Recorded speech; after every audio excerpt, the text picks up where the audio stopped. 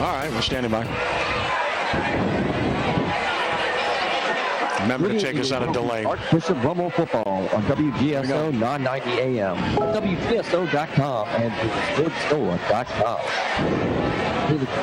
WGSO is presented by undergraduates Michael Dubuque and Edward Jones Investments. By McGinnis and Franklin American Mortgage.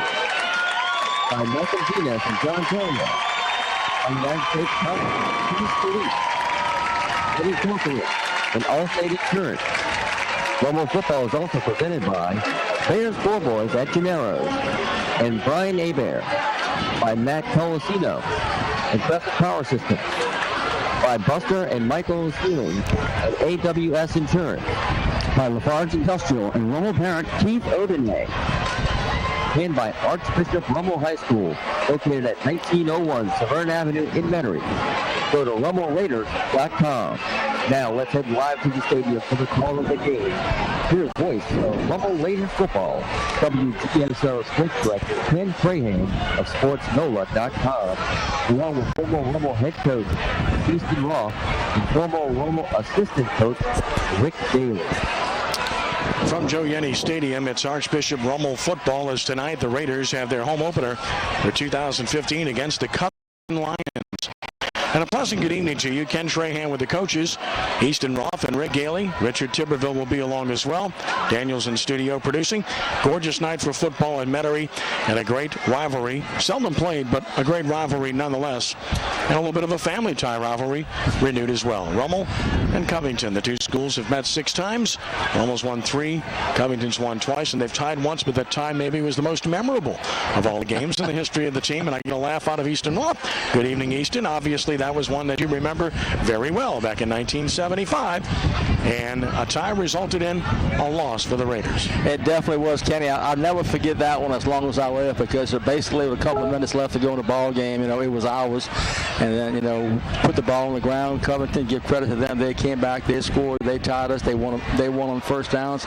Eventually went on to lose to St. Aug in the state finals. That was a team we felt that we could win the state championship. We were a very good football team, but over the years you coach, there's some games you never forget. I'm sure Rick has a few you like to forget too, but they keep coming back to haunt you. But we enjoy playing Covington. First class program, and Jack Salter was the head coach and all, and we just had a great relationship with those people. Greg Salter, the grandson of Jack Salter, the head coach of the Lions, and an outstanding program. Semifinals 2 years ago, fell a point short of the Dome.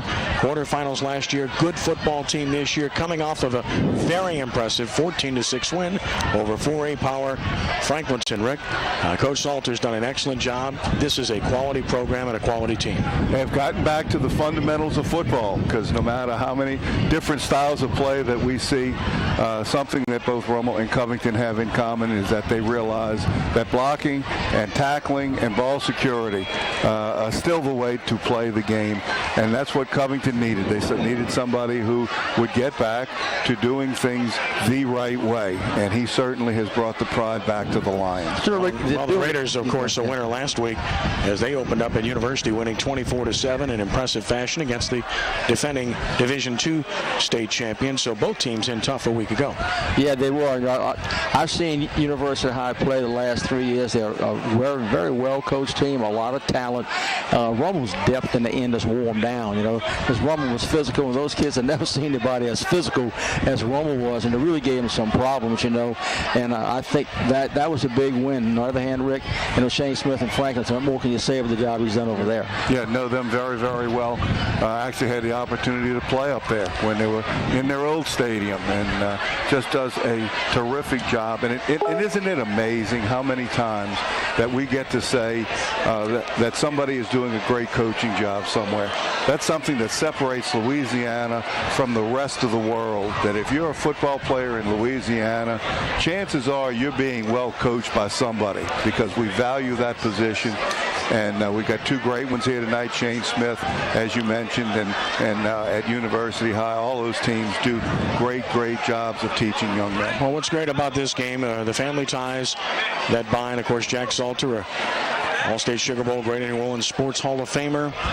He coached for 33 years at Covington as the head coach. Greg Salter, his grandson, the head coach now, has done an outstanding job. And Greg, a graduate of Covington, 1996. He's been coaching there since 2001. Jay Roth, of course, a graduate of Rummel, back to the turn of the 80s. And, of course, he has been coaching at Rummel for 20 years. So you're looking at guys that have deep, deep ties that bind. And Jay's father, last time I checked, spent a lot of time at Rummel, too. You know what, I was thinking about this. I thought about it a lot. You bring somebody back like Greg Salter, Jay Roth comes back to Rummel. They bring what Rummel has been all about for years. Greg Salter, with his grandfather, brings back what Covington High School has been through all these years. So when you bring people back that's in your program that have played in there and had the good times plus the bad times, I think it makes it different than bringing just a total stranger in there to take over this quality program. And what's difficult about that is that the people who are running educational institutions don't have a clue how that works. They have no idea. In a profession that is involving human beings, they have no idea how the human element works. And you're getting more and more educational, administrative professionals that try to take the personality out of it. In fact, they're jealous when people are talking about tradition and bringing back things that have worked and bringing back the personality of a school. Right. And that's what Greg and what Jay have done so far. It's the Raiders and Lions coming up when we return.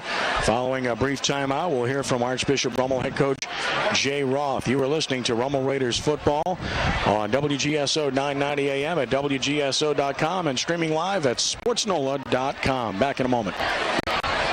Hurricane season the most, but what about everyday household?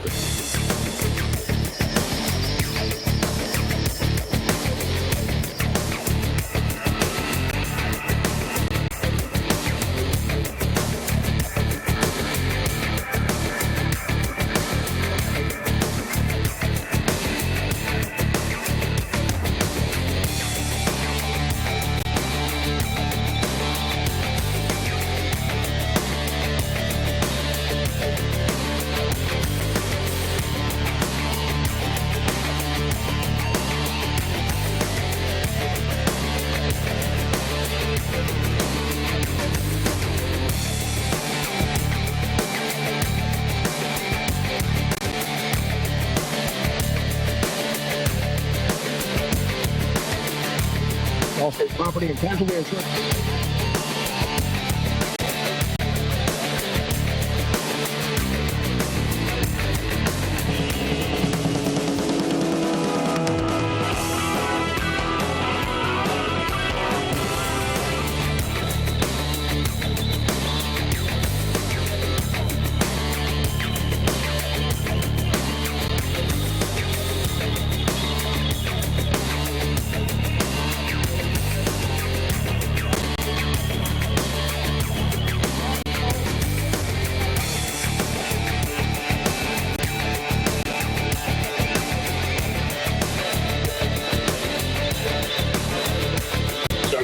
South region for over 60 years.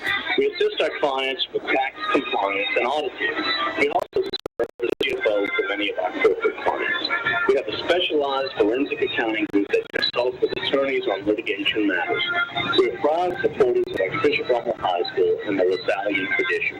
The mission is to educate each student according to the principles of the Catholic Church in the LaSallian tradition of faith, community, and service. Thank God Almighty, I'm a Raider. Ken Strahan with Archbishop Rummel head coach Jay Roth. Jay, it's great to be back with another season of Raiders football and another season with us on radio and on the internet as well. Yeah, 20th season here, Kenny, and I think you're 30th. I'm like 37. 37, I know. I remember. But who's counting? I remember the first game you started calling radio. I'm still doing it, but yeah, glad to be back. Well, listen, Jay, a good start last week. You played a quality team in University High, and your defense played great. Your offense was efficient, and that's a team in U High that's got a great chance to get back to the Dome and win another championship. So you had to be pleased. I was quite happy. Regardless, 3A classification was 5A talent out there, and it was some men on the field. So I was pleased with the way the outcome of the game. I mentioned your defense, and they were just terrific throughout the course of that game. Oh, I'm going to tell you, when we went back on and saw the stats, it's junior linebacker Derek Munson accounted for almost 20 tackles, 15 solos. Senior linebacker Jacob Macaluso had 9 solos, and then Briston Guidry and them are the usual disruptive selves. So, yeah, defense played well. Covington here tonight, and it's kind of a battle of wills in the sense that they want to run the ball, they want to possess the ball. It really is a battle of wills. Yeah, you don't find many teams outside of Rummel that want to run the ball, and here's one that has a 200-pound tailback. The sophomore, they just flat out said they want to see how physical they are, and that's their game now with this tailback. So it'll be a challenge for us to shut down, a stout running back. Yeah, you face good running backs. This kid's really good as a sophomore, Devin Brumfield. Yes, I know last year, they had a good one. I believe Bickham's his name last year. He was a senior, but Brumfield stepped up him last year and had some big games as a freshman. And obviously, when you look at what you have to do tonight, limit mistakes and try to possess the ball, and I know you'd like to throw it a little bit better than you were able to do last week. Well, I would just like to execute a little bit better on offense. That's all. Whether it's blocking or pitching and catching, but just whatever we call that, we execute it and not be behind the chains. Jay, best of luck to you this evening. All right, Kenny. Thank you. Coach Jay Roth of the Rummel Raiders as they get set to take on the Covington Lions here tonight. Covington has already taken the field. Rummel will do the same here shortly as they get set for action here at Joe Yenny Stadium. And obviously, a good crowd is forming, as you might expect for the opener on what has really turned out to be a gorgeous night in Metairie. And of course, the Raiders and the Lions will be starting here in about 5 minutes or so. Still waiting for the Raiders to take the field. I think they're trying to get that banner the way they like it before they run through the banner, right? I hate when that happens. There we go. That'll tell you that Rummel's taking the field. Covington will be in all whites here this evening. White jerseys, white pants, navy blue numerals, old gold helmets, and Rummel, of course, in their home red jerseys, white helmets with the familiar R, and the white pants with the Columbia blue accent to the uniforms. Yeah, but something out of the ordinary. We have 2 teams wearing traditional uniforms. Yeah, that is out of the ordinary. What's up with that, man? Yeah, haven't these guys gotten the memo? Isn't that a beautiful sight? You could actually tell who the teams are. And see the numbers very clearly. Exactly. That's what I was going to say. I mean, hey, somebody forgot to give them the memo here and let them know. Rick, we just talked about it. Tradition-rich schools don't change. That's exactly, and that is important to civilization. That's what makes humans with civilization. That's what makes Louisiana, especially South Louisiana. What school did you go to? And not talking about college. I know, definitely. Hey, they'll put that high school on you in a heartbeat, okay? Yes, indeed. Yeah, it's a truism. No question about that. Of course, Jay Roth in his 21st year, 197 wins, closing in on that magic 200, 48 losses, 80.3% winning percentage. Been to 3 state championship games, won 2 championships, made 6 semifinal appearances last year. Rummel finished 11-1, 5-0 and won the Catholic League. Lost to Jesuit in the semifinals of Division I, 28-14, ending a 2-year streak of consecutive state championships. Raiders next week begin the first of 2 weeks of traveling, going to Wayne County, Mississippi, and then head to Don Bosco Prep in New Jersey the following week. Last time these 2 teams met, Rummel won 31-0 in the first round of the 5A playoffs. That was in 2003. Rummel's won the last 3 meetings between the 2 schools. We observe a moment of silence right now. Athletic event. We take a moment we listen in. of silence and reflection as we remember and honor Tyrell Cameron. This is all about Tyrell Cameron of Franklin Parish. Tragically last week. In a moment of silence. In our prayers and our thoughts, as well as his family. And a nice touch here, but this has been done statewide throughout the state here. It should be. At all high school games this week. And you find out that there are good people and people that care in genuine fashion. Unfortunately, when something like this occurs, and we certainly salute Franklin Parish, Tyrell Cameron, the family, and our prayers certainly are with the family and those associated with that program. Very difficult, to say the least.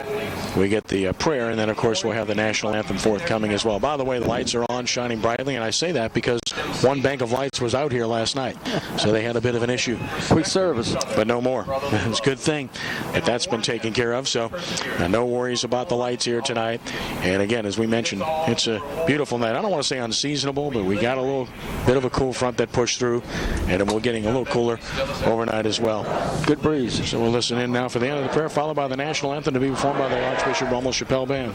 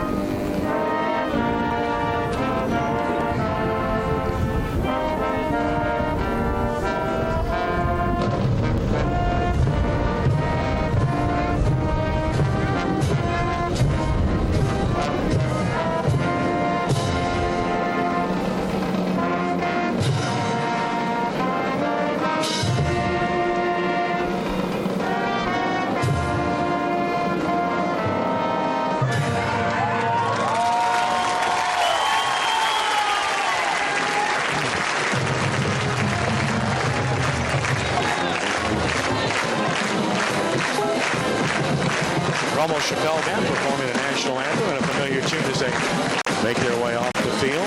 This game will actually start a couple of minutes late, it does appear, based upon the time right now. Captains have not met at the center of the field yet, but hey, that's okay. We're all good.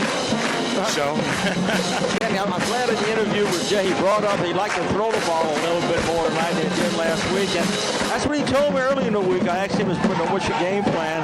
And he just kind of run right at him. And I said, Dad, I really feel like we have to throw a little bit more than we did last week. So I was disappointed, that when we threw, it was not what I wanted. So I'm really going to tend to throw the ball a little bit more. And that reaps benefits not only now but later on. It's easy sometimes to get caught up in early season games and get away from the big picture. And you've got to do some things that may not be exactly according to Hoyle, but you're going to need them down the road. So you need to put them in now and work on them now. And guess what? If you can't trust Chase Forcade and the receivers that you have this year, that's an excellent group, and that needs to be developed in game situations. But, the reason why he didn't throw a lot of Rick was that, University of Ohio was a speed-up offensive team, And he wanted to keep them off the field. He wanted to run the clock a lot. So it limited what he knew he could throw the ball. He's got the quarterback. He was to do it, but he felt that was the game plan and he had to stick with it. Captains meeting at the center of the field now as we get set for the coin toss to take place here. And the Covington captains, including Adam Pennington, along with Dominic Brown. And the third Covington captain is Edwin Zaldivar. For the Raiders, Chase Forcade, Larry Robinson, Israel Tucker, and Christian Fulton. That's a pretty good foursome there. I think so. At the center of the field. I think.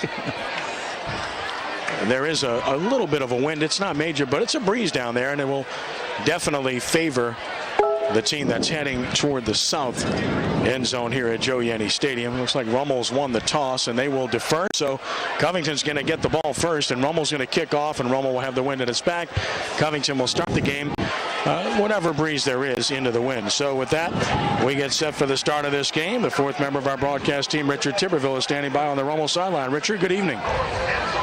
Good evening, Ken and Rick. Down here from the field. Unfortunately, I'm having audio issues hearing you guys, so but I barely made out y'all talking about the weather tonight, and y'all can feel it up there. It is an absolutely gorgeous night for football here in South Louisiana. Definitely fall-like. The one issue the teams may have is going to the side away from East Jeff High School. There is quite a little breeze blowing, so any passes, any kicks going away from East Jeff will have a bit of wind interference slowing things down. And I want to say head coach Jay Roth, when he was scheduling his out-of-district schedule for the Raiders, he's going to have his team ready when Catholic League play comes, because when you talk about facing the U-High Cubs, Covington here tonight, Wayne County, Mississippi next week, and National Power Don Bosco Prep in New Jersey in 2 weeks, that is quite the onslaught to put your team through. So Rummel, when it comes to district and the playoffs, the Raiders will be tested and ready to go. You can imagine after going through that brutal schedule. Back up to you, Ken and Rick. All right, thanks so much. And, of course, the coach, Easton Roth, Rummel will kick it off, which means Bollinger will handle those duties. Alexander Bollinger, the Raiders kicker, and then a deep position for Covington will be 31, Tyson Blanks, 23, Dominic Brown. We are set to go. Bollinger has it teed up at the 40-yard line. And we are underway as he hits it high. It's returnable.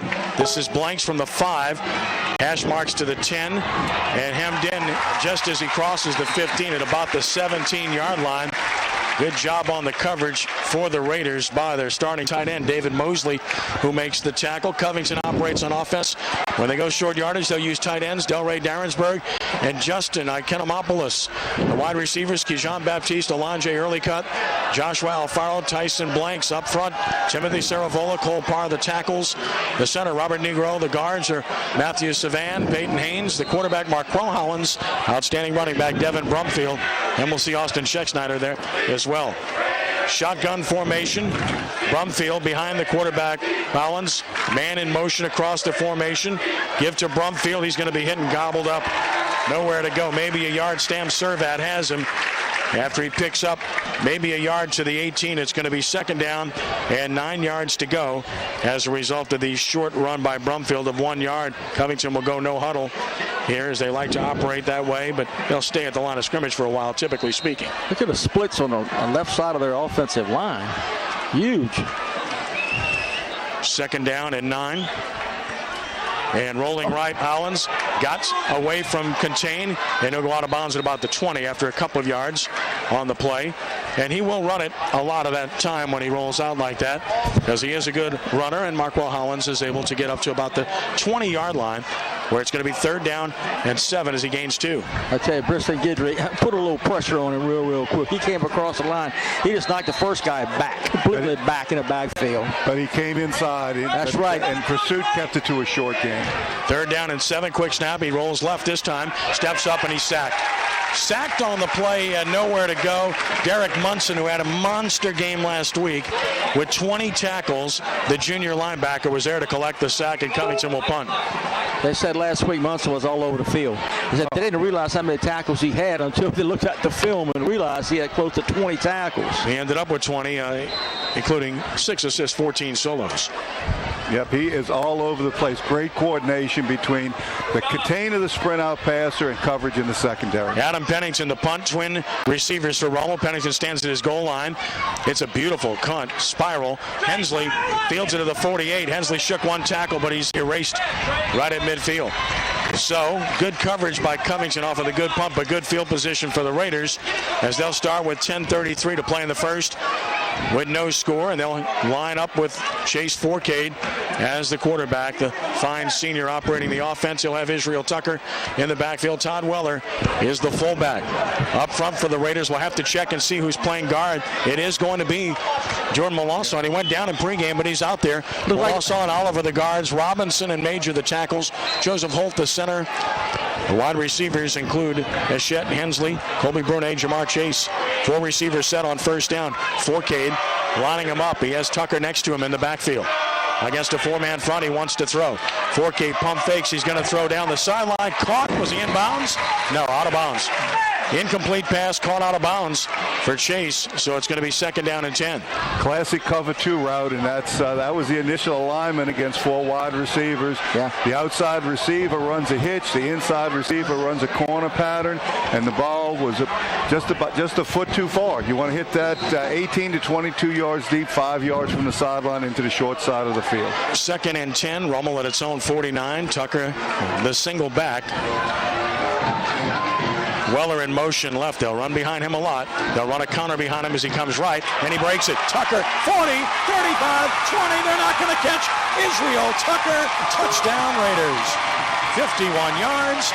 And the Rummel Raiders on a counter play, executed beautifully, right behind Weller, score first and take a 6-0 lead. Well, give credit to the offensive line of Rummel. They had a hole there, and when Tucker saw it, Rick, did he turn on the Jets? He turned them on. He was gone after about 5 yards. Welcome back, Israel Tucker. Last week was his coming out party. This is his first home game after missing all of last year. An excellent job of blocking the counter play to the right-hand side. You can see Covington is well coached. They had a completely different defense because they had a tight end and a quarterback under the center. 8-man front. Rummel was still able to block it and take it to the house. Alexander Bollinger for the extra point attempt. Snap good, spot good, kick is up, and the kick is good. Timeout on the field, 10-17 to play in the first quarter. Rummel 7, Covington nothing. Back in a moment. This is Rummel Raiders football on WGSO 990 AM, WGSO.com, and through Sportsnola.com. This is Danny Martini, proud Rummel graduate, class of 1969, wishing Coach J. Roth and the Raiders nothing but the best for the upcoming season. Raider pride. Archbishop Rummel salutes lawyer and state San Majority leader Danny Martini for his support of Coach J. Roth and the Raider football team. Call Martini and Associates LLC at 504-834-7676. Martini and Associates LLC, 504-834.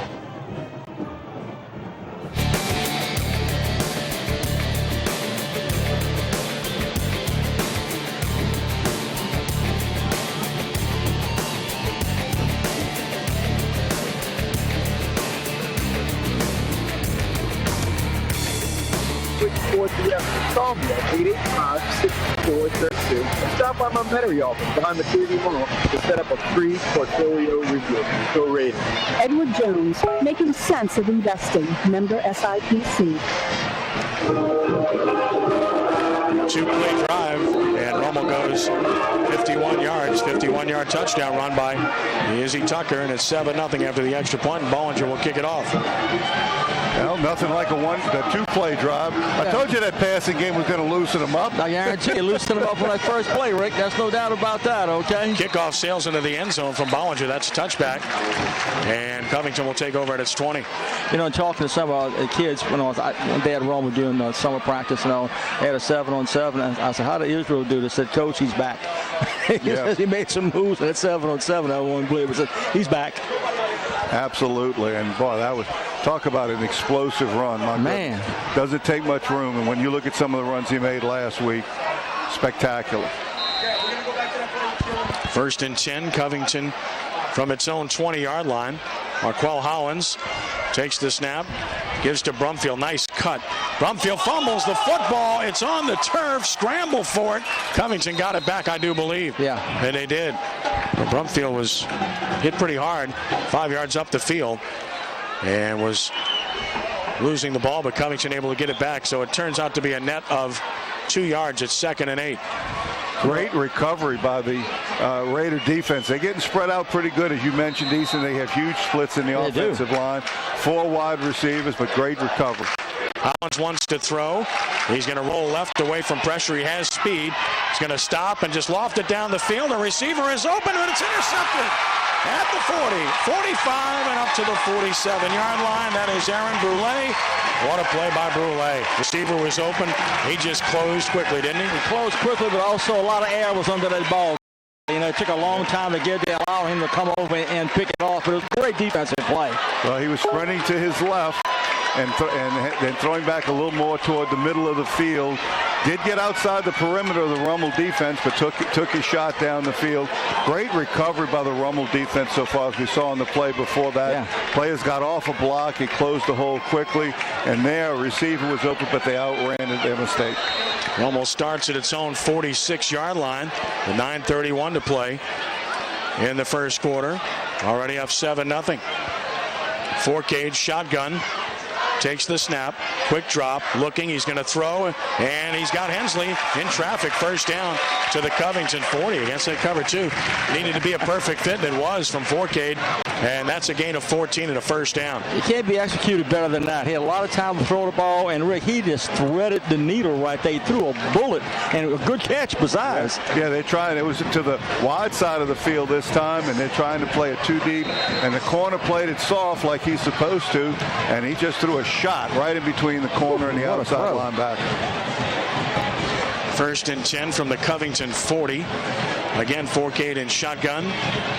Takes the snap, runs it inside with Bailey. Bailey to the 35 and down there for a gain of 5. Well, there's a good story there. Maurice Bailey stepped in last year, rushed for nearly 1,000 yards for Rummel. Had a very good season, 154 carries, 959 yards, 7 touchdowns.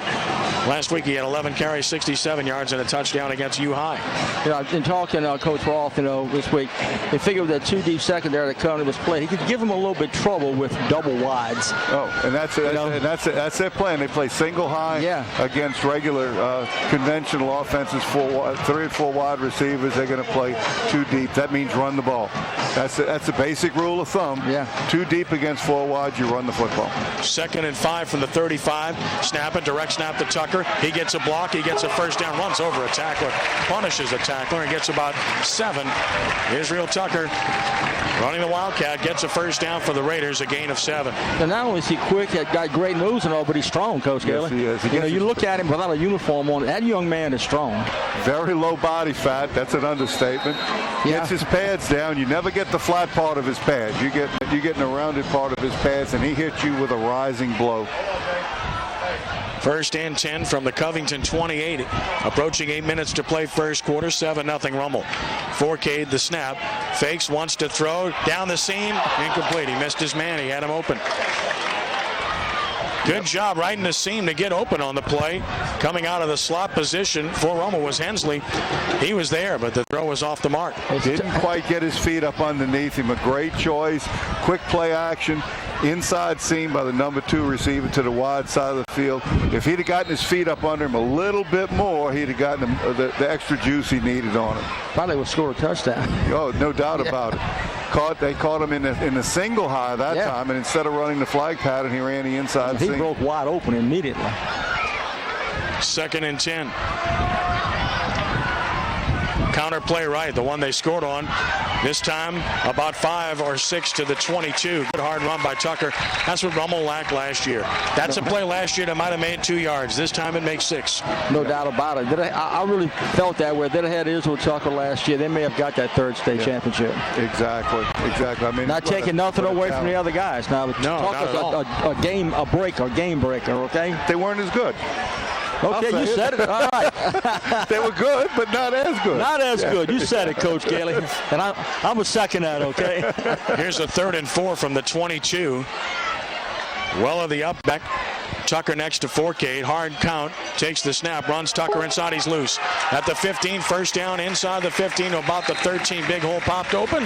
Tucker exposed it. Gets 9 and another Rummel first down. Unbalanced line that time. Only had a guard to tackle to the right side. Had the tight end and twin receivers to the left-hand side and a lead blocker to that side. And ran a play we're somewhat familiar with. Coach. Yeah, very familiar with, Rick. And also a good job by number 53 pulling around in there also.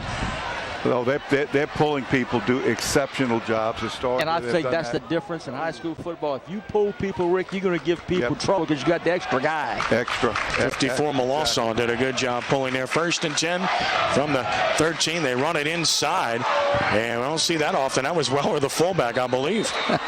Yes, it was. It was how Weller got a carry, was it? Yeah, it was. It was a fullback. Hey, just trying to catch him sleeping. That was actually 17, right? That was Barry Kimbrough who got the ball. Kimbrough got the carry. Better mark that one down. So try to cross him up, got a yard to the 12. They won't run that again. Probably not, Kenny. You probably won't see that again. And that had an opportunity because they had him spread out in the off tackle areas. It was a good call. 2nd and 9 from the 12. They're going to go unbalanced line again. with Tucker behind Forcade, who's under center, and takes the snap. Counter play inside. He's hitting the backfield this time, and Covington gang tackles him beautifully at about the 12. Good defense by Covington. They've adjusted to the counter, and it's 3rd and 9. That was a great job of defense that time. They met the young man before he get up ahead of steam, but that was a real good defensive play with that young man. Excellent job of penetration and still being able to squeeze as we go to the water break. Yes. So we'll keep it here with 6 minutes to play in the first quarter. 7-0 Rummel on top. In case you just tuned in, Rummel scored as they were able to take care of business. Got the ball first time and got it done. You know, if you Rummel right now, hey, you do not want to come out of this drive with the field goal. You know, even though a 10-zip would be nice, but right here, they would like to tack on another touchdown. 3rd and long, you would think Forcade is going to throw the ball here. And water break came at a pretty good time, even though it's during the course of a drive.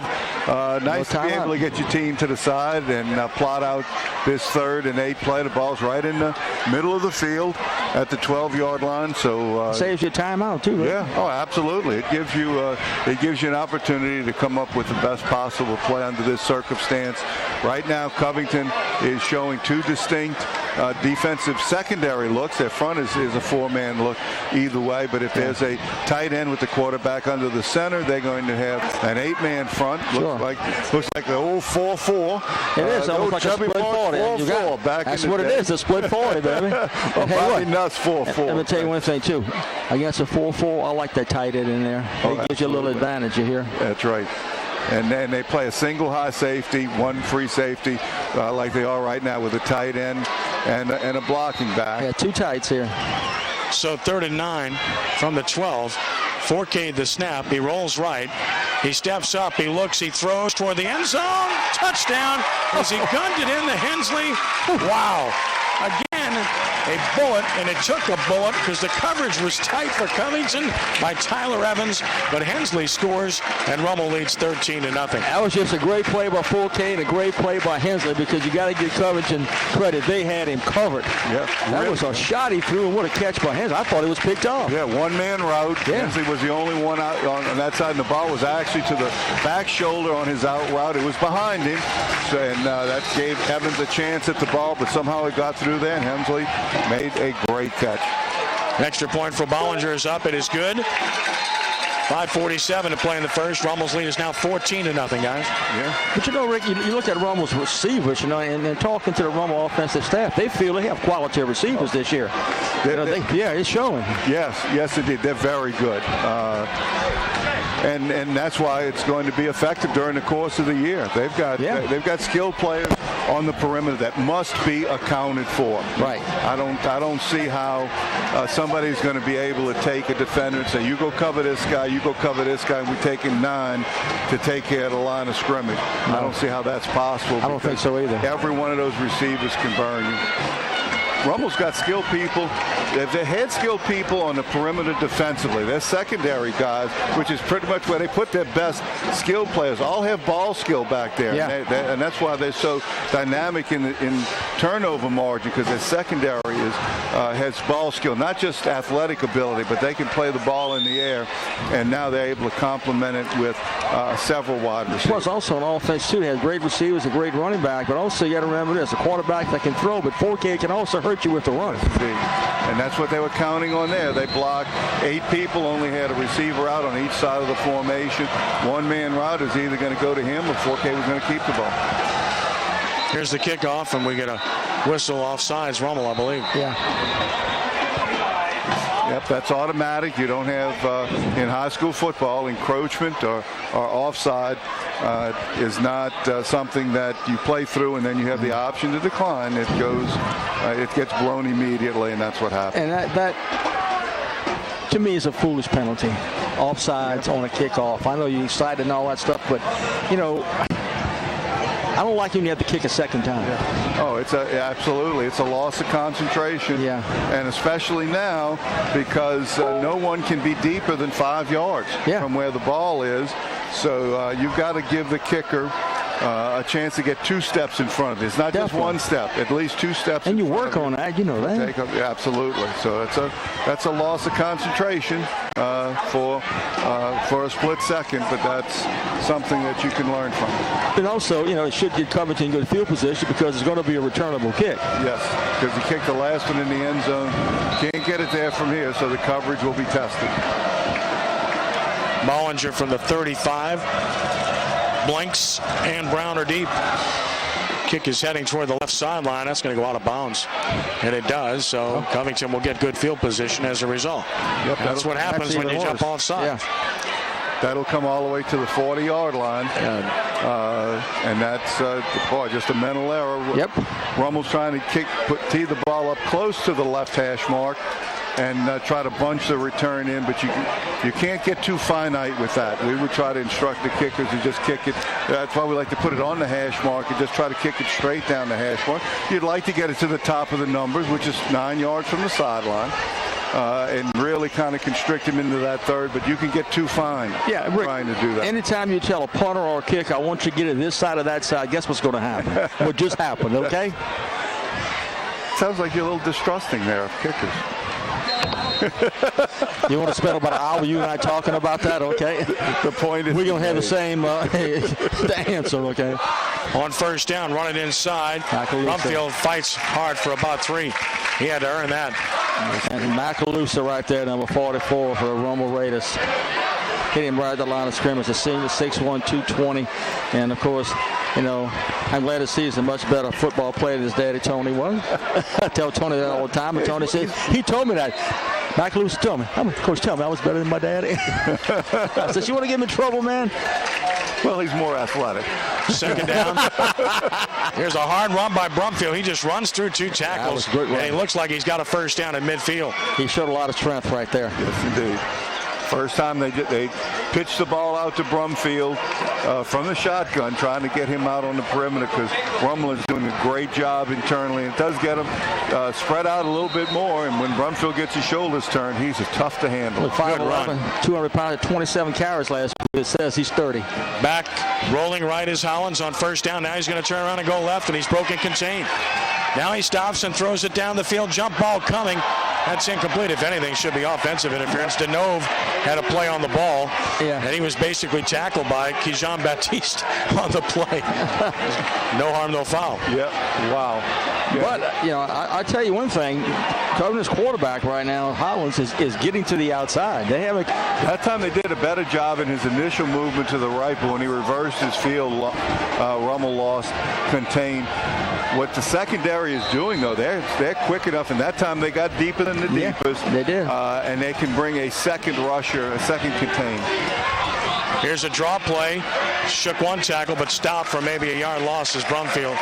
There's too much penetration defensively. Derek Munson was there again for the Raiders. Rick, you look at the talent Rummel has on defense as far as just athletic skill alone. The secondary and their linebackers, they're going to get to the football. And it's going to be tough to beat them deep because of their speed. They get off of blocks, and they fit well off of each other. Nobody's following another person. Back to pass on 3rd and 10. He's going to run. Hollins tackled on a good play, stepping in to make the play beautifully for the Raiders to prevent him from breaking out. I'm trying to pick out the number. I think that's Sam Servat. Yeah, Sam Servat. That's Servat. Okay, that was Sam. Okay. Boy, did he come out of nowhere. Did he ever? Yes, indeed. He showed some speed. I thought the guys had a first down. Sam came out of nowhere. What a play. Covington had picked up the stunt from the 3-3 stack that Rummel had presented him, but Servat comes off of a block. They are great at coming off of blocks and getting to the ball carrier. Adam Pennington, the punt, single receiver deep for Rummel this time. Very high punt. You got to leave that one alone. Bounces sideways at about the 24. It's going to go out of bounds at about the 26 or 7 yard line. So the Rummel defense holds. And with 3:35 to play in the first quarter, Rummel gets it back up 14-0. The mark of a good defensive line, too, Rick, is the ability to shed blocks, keep your feet, and get to the football. And that front right there does it pretty well. Absolutely. I mean, right now they are doing a not only a terrific job of getting off of blocks and running to the ball, but the coordination and the fit between the linebackers and the defensive line right now is outstanding. You don't see two players bunched up together. You see great coordination between the front and the second level, and those linebackers hit it going downhill. Oh, they do that. First and 10 from the 27. Forcade in shotgun. Bailey in the ball game now. Takes the snap. Forcade wants to throw. He's in trouble. Rolls left. Buys time. Has time. Gun it down the field. Hensley trying to get there. And does! He's got it for a touchdown. What an unbelievable throw by Forcade. He threw that ball 60 yards. Had to be 60 yards in the air. Yeah. Yes, it was, because I just counted it off. When you look at throwing it from outside the left hash all the way toward the middle, the right center of the field, and throwing it beyond the defense. What a shot. Now, that great vision by Forcade. He's rolling out to his left right there. As you said, Rick throws it back toward the middle of the field. Pick up Hensley, was wide open. What a throw. Wow. What an amazing pass. And Hensley showed that he could play the ball in the air. Yeah. You could see why on the third down play before he goes into the game on defense. So he does play both ways because he has such good. We saw it in two different occasions, because seeing a ball traveling 60 yards in the air is not the easiest thing to track down over your shoulder. Not at all. He played it beautifully. That was perfect. Stoppage in play here prior to the extra point. I'm not sure I think there were one guy short. A player short. They called a timeout for player short and extra point. Wow, he's not going to be happy with that. Not happy. I can tell you he's not happy. No, indeed. Where's that coach with the chart that's supposed to have a kicking game, huh, Rick? Yeah, he's fired. Yeah, that's true. Well, that's 3 completions to Hensley for 99 yards and 2 touchdowns. I tell you what, I know when I first started running, we had Clyde Gravois. When I was with Coach Peretti, it was me. And I tell you what, that's one way. I might make a mistake coaching the offensive line. I wasn't going to make one in the kicking game, you hear? Look, I remember we would tell kids, if you go down hurt, the first thing you tell a coach gets out there, take my spot in the punt, okay? I don't care if you're knocked out cold. That's right. The extra point by Bollinger is up, and he's hit another. 3:22 to play in the first quarter. Rummel 21, and Covington nothing. Can't get off to a much better start than that. No, not at all. Goodness gracious. On both sides of the ball. Showing some things that truly great teams do defensively, getting off, adjusting the formation, getting off of blocks, coordination between the front and the linebacker play, and running to the ball, and offensively shown good power internally, but the ability to strike quickly without putting a lot of receivers out. I mean, they've done some 4 wide receiver things, but they've also showed some limited wide receiver things. They've got some great skill play people. You're going to have to decide in the future, even for the rest of this game, you want to die fast, you want to die slow. Yeah, and I tell you, opponents don't have to worry about too, Rick. And this run with team can hurt you not only running the football, but they can really put some pressure on throwing. They really haven't started to throw short, and you know they got some short passing game, and they really haven't shown that yet. Just tremendous execution. Covington's got to be wondering right now what hit him. What happened? Yeah, exactly. Bollinger to kick it off. Twins deep again. And the kickoff sails high, deep but returnable. Blanks from the 1. Across the field to the 10. Trying to get outside to the 15. There was an obvious hold, and now tackled at the 22 is Blanks as he's blasted down. That's going back, though. Yeah. A little shirt grab there took place. Look at Rummel's kickoff coverage. They have some speed going down the field. Yes, indeed. I mean, they can flat get down the field. Because that ball was kicked in the ideal situation between the hash mark and the boundary, right about even with the top of the numbers, and the return man's trying to bring it to the left side, to the wide side of the field. And the only way that he was able to get outside the contain and still only got to the 20-yard line was an obvious grab of the contain man. And that happened at the 10-yard line, so the coverage got all the way down inside the 15, close to the 10. What more can happen to you, Rick? You're down 21-0, 3:11 to go in the first quarter, and you start at your own 5-yard line. Not good. No, it's still 3 minutes and 11 seconds left in the first quarter. Not good. You got to get the clock running, and let's hope to change direction. Start from their own 6 does Covington. And again, it is Hollins with Brumfield behind him. Brumfield gets the carry, sticks his shoulder down, and drives forward for about 3 to the 9. Tough sledding. Hudgens was there defensively for the Raiders. Second down at about 7. Main thing Covington needs is a couple first downs. Yeah, they need something to settle themselves down. Yeah, they need something to happen. It's going to be tough. Rummel is very good at this spread defense, I call it. It's a 3-3 stack. And their linebackers. Here's Hollins open on a keeper. He's at the 15-20 and a first down on a nice fake. And keeper, that's a big gain for him. Of 15 yards and a first down. That was great. Great fake by him. He kept the ball himself. Had good block. And Hollins is not a bad athlete. No, he's going to be their #1 threat right now because Brumfield obviously attracts a lot of attention. They faked him going to the right side, and that really drew the linebackers and gave the quarterback an opportunity. You know, Hollins is 6 foot, but only weighs 160 pounds. But he seems to be quite an athlete.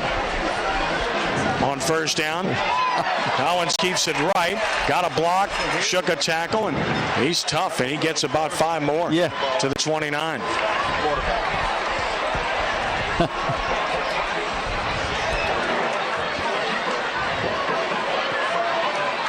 So it's 2nd and 5, 2:10 to play in the quarter.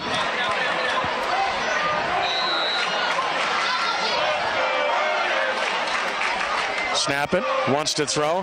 Hollins does to Brumfield out of the backfield, but he's hit by Fulton, but runs over 2 tacklers. Yep. That's either great running or bad tackling or both, and it's a first down. I think it's a combination of both. Fulton right there did the right down on all, so he didn't tackle him, and he didn't wrap up. Well, that's the one thing Fulton needs to prove is that he can tackle more effectively. We know about his ball skills, but Brumfield just had the attitude there, and he got the first down to the 35. Yep, Fulton was in exactly the right place. Got his head inside, though, and gave up the yardage. Brumfield runs left. He breaks it to the 40 and gets another good gain out to about the 44. And Covington has something going now. I think they came out a little bit. He must have got a little talking to after that last touchdown.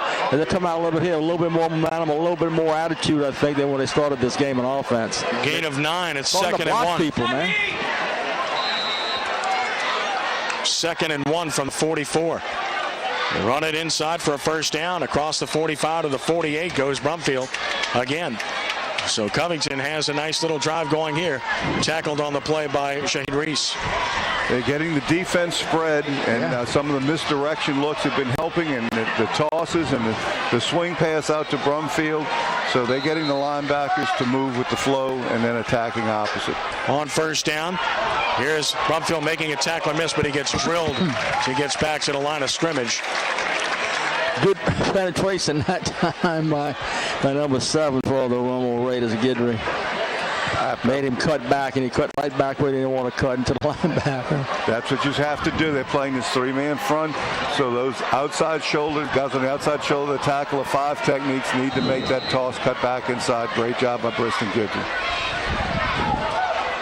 Back to pass, throws it outside. That's caught. And shaking a tackle and shaking another tackle. Rummel not tackling well at all. And a good run. And that's Schexnayder. And he gets about 9.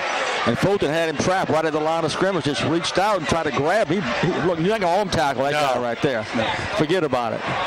No, that the perimeter game right now of Covington is really showing some effect on the Raiders. We still have a 3rd and 1 here. But they're getting the Raider defense running sideline to sideline, and Christian's going to have to do a better job of tackling. 3rd and 1. Covington running players on, and Rummel wants a timeout. They get it right before the end of the quarter.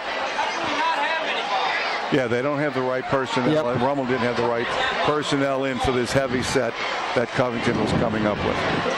And that with only 4 seconds left in the quarter, you're hoping to get to the end of the quarter. But at this point, getting the right personnel in the game is much more important than. But really, an impressive drive by Covington, taking over their own 5-yard line and moved it out to Rummel's 44-yard line. So very impressive. They mixed it up a little pass, good blocking up front. Of course, a few missed tackles didn't help the cause.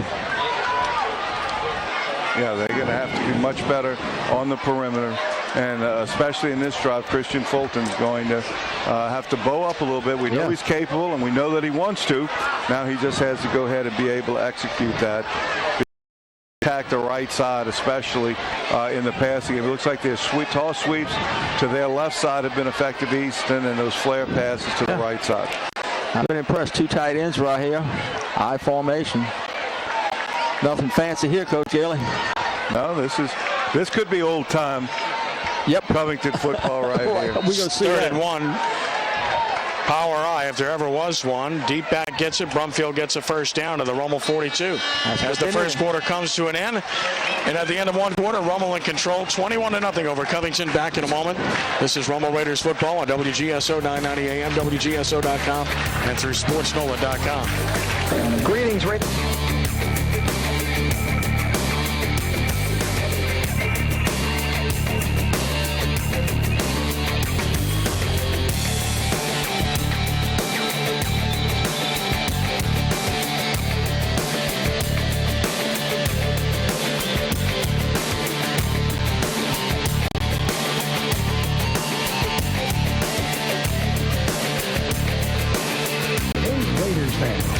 If you were buying or refinancing a home,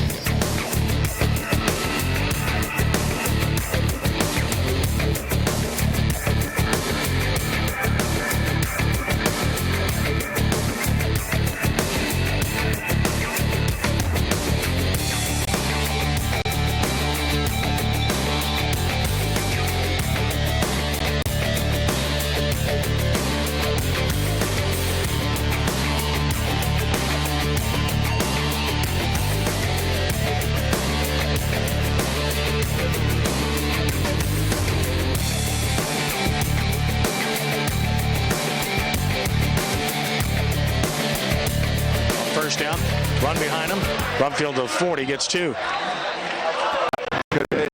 Guidry had penetration there. The reason that I would think that would the chance of a play action pass, because I can't see them bunching up Rummel and having success doing that. They've had some success in this drive by getting the defenders dislocated, as I call it, moving laterally and creating extra space between the defenders. If you bunch them up, I think that plays right into Rummel's hand. Right.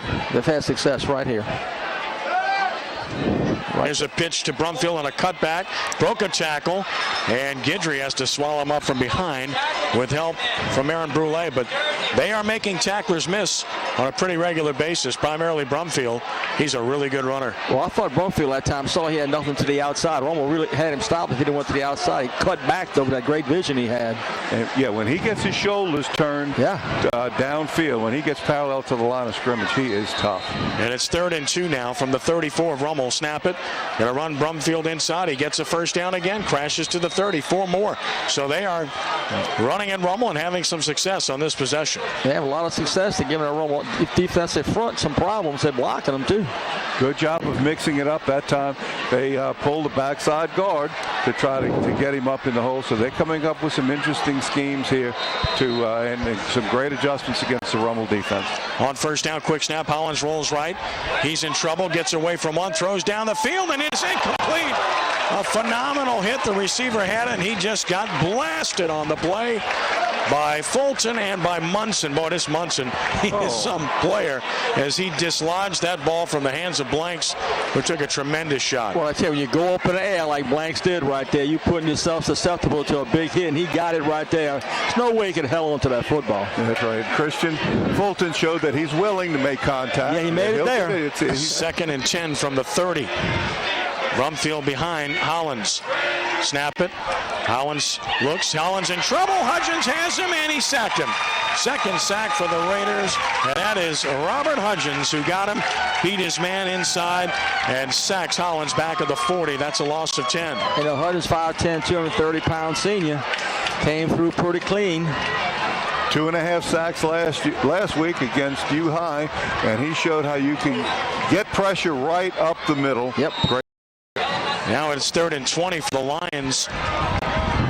And Hollins looks over to the sideline to get the play he wants.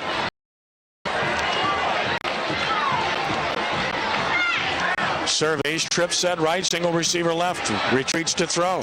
Now retreats further, looking for the screen. He's got Brumfield but through behind him. A lot of red shirts around him anyway, and it's going to be 4th and 20. But I like that play. Rummel's in almost like a prevent back there. And everybody trying to prevent the deep pass. So they slid Brumfield right into the open area, vacated by those linebackers.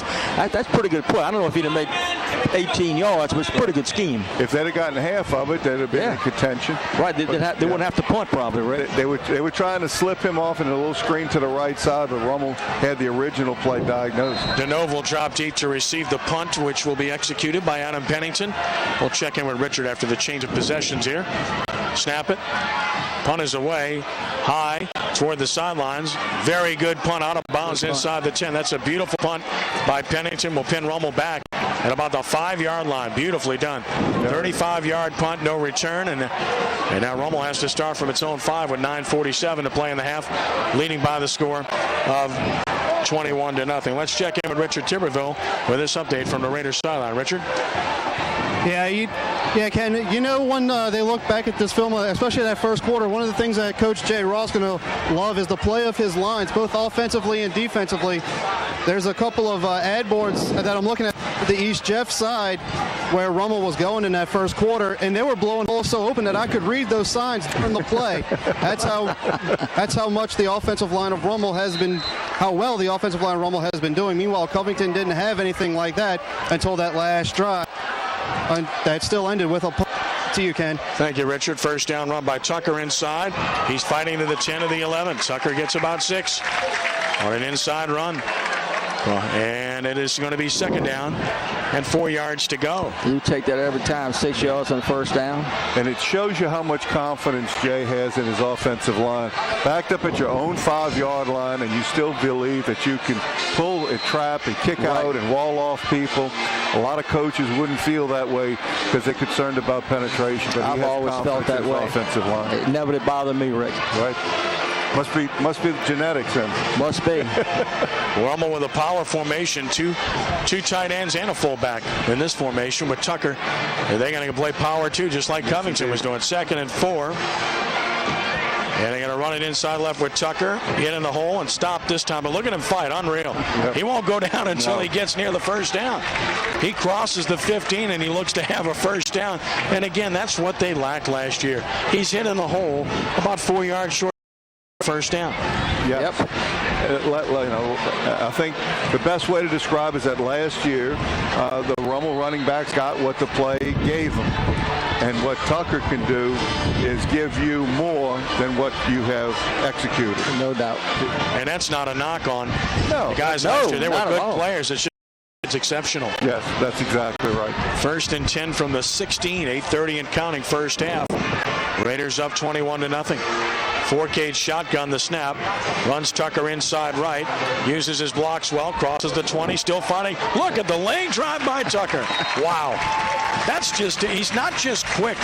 He's pretty fast, but he's unbelievably strong. But I tell you what, the lay drive you just said, Ken, I'm going to tell you, the offensive line had a little surge too because they were leading them right there. I counted the number of players, offensive players in that pile. It was 6 offensive players. That's what I'm saying, were 5 blockers and the running back. There were only 4 other players, 5 other players that were not involved.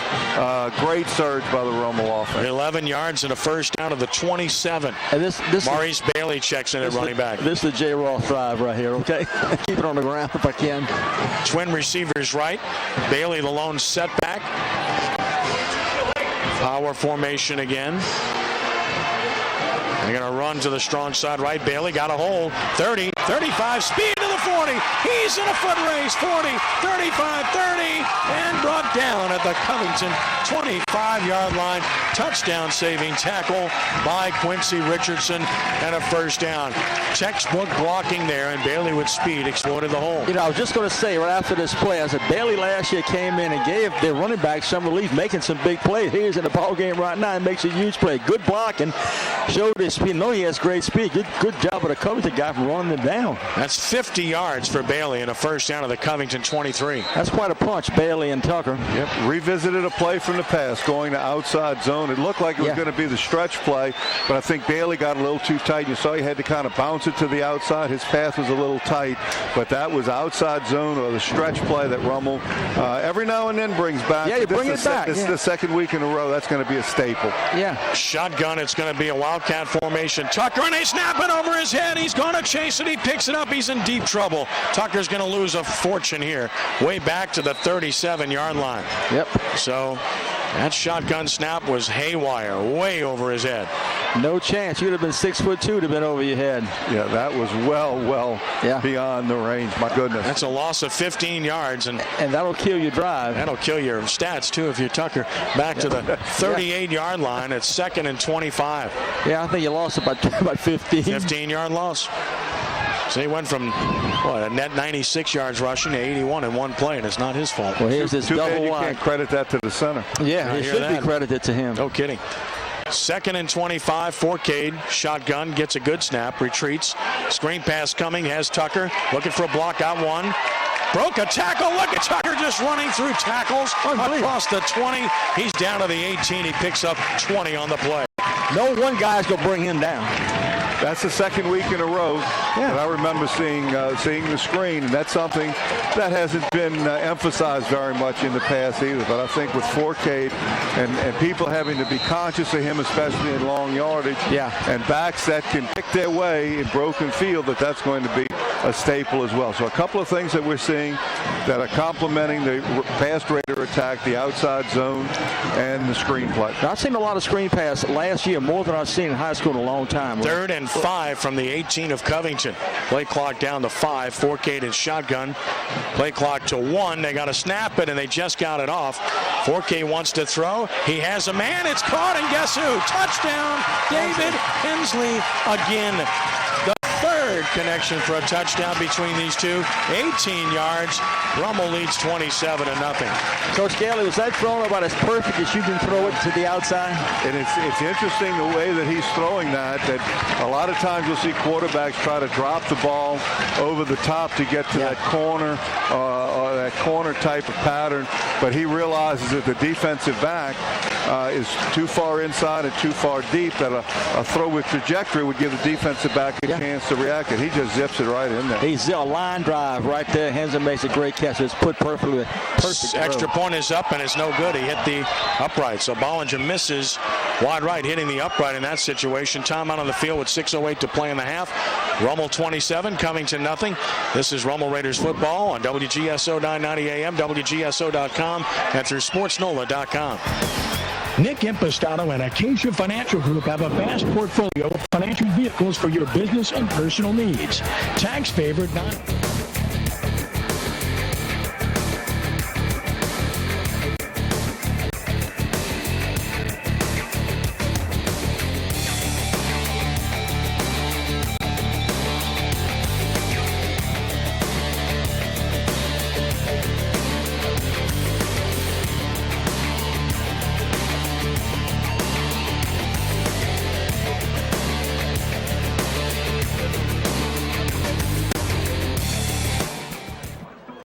cleaning solution at the site to be cleaned and easily rinsed off with the hose applicator. Safer, faster, less expensive. The Hulk system for your entire bulk chemical cleaning needs. At Weekend, contact Mike Weiscarver, Senior, class of 1975. Olin Kropala, class of 75. Dan Waltz, class of 85. Glenn Weiscarver, class of 1985. And Mike Weiscarver, Jr., class of 2008.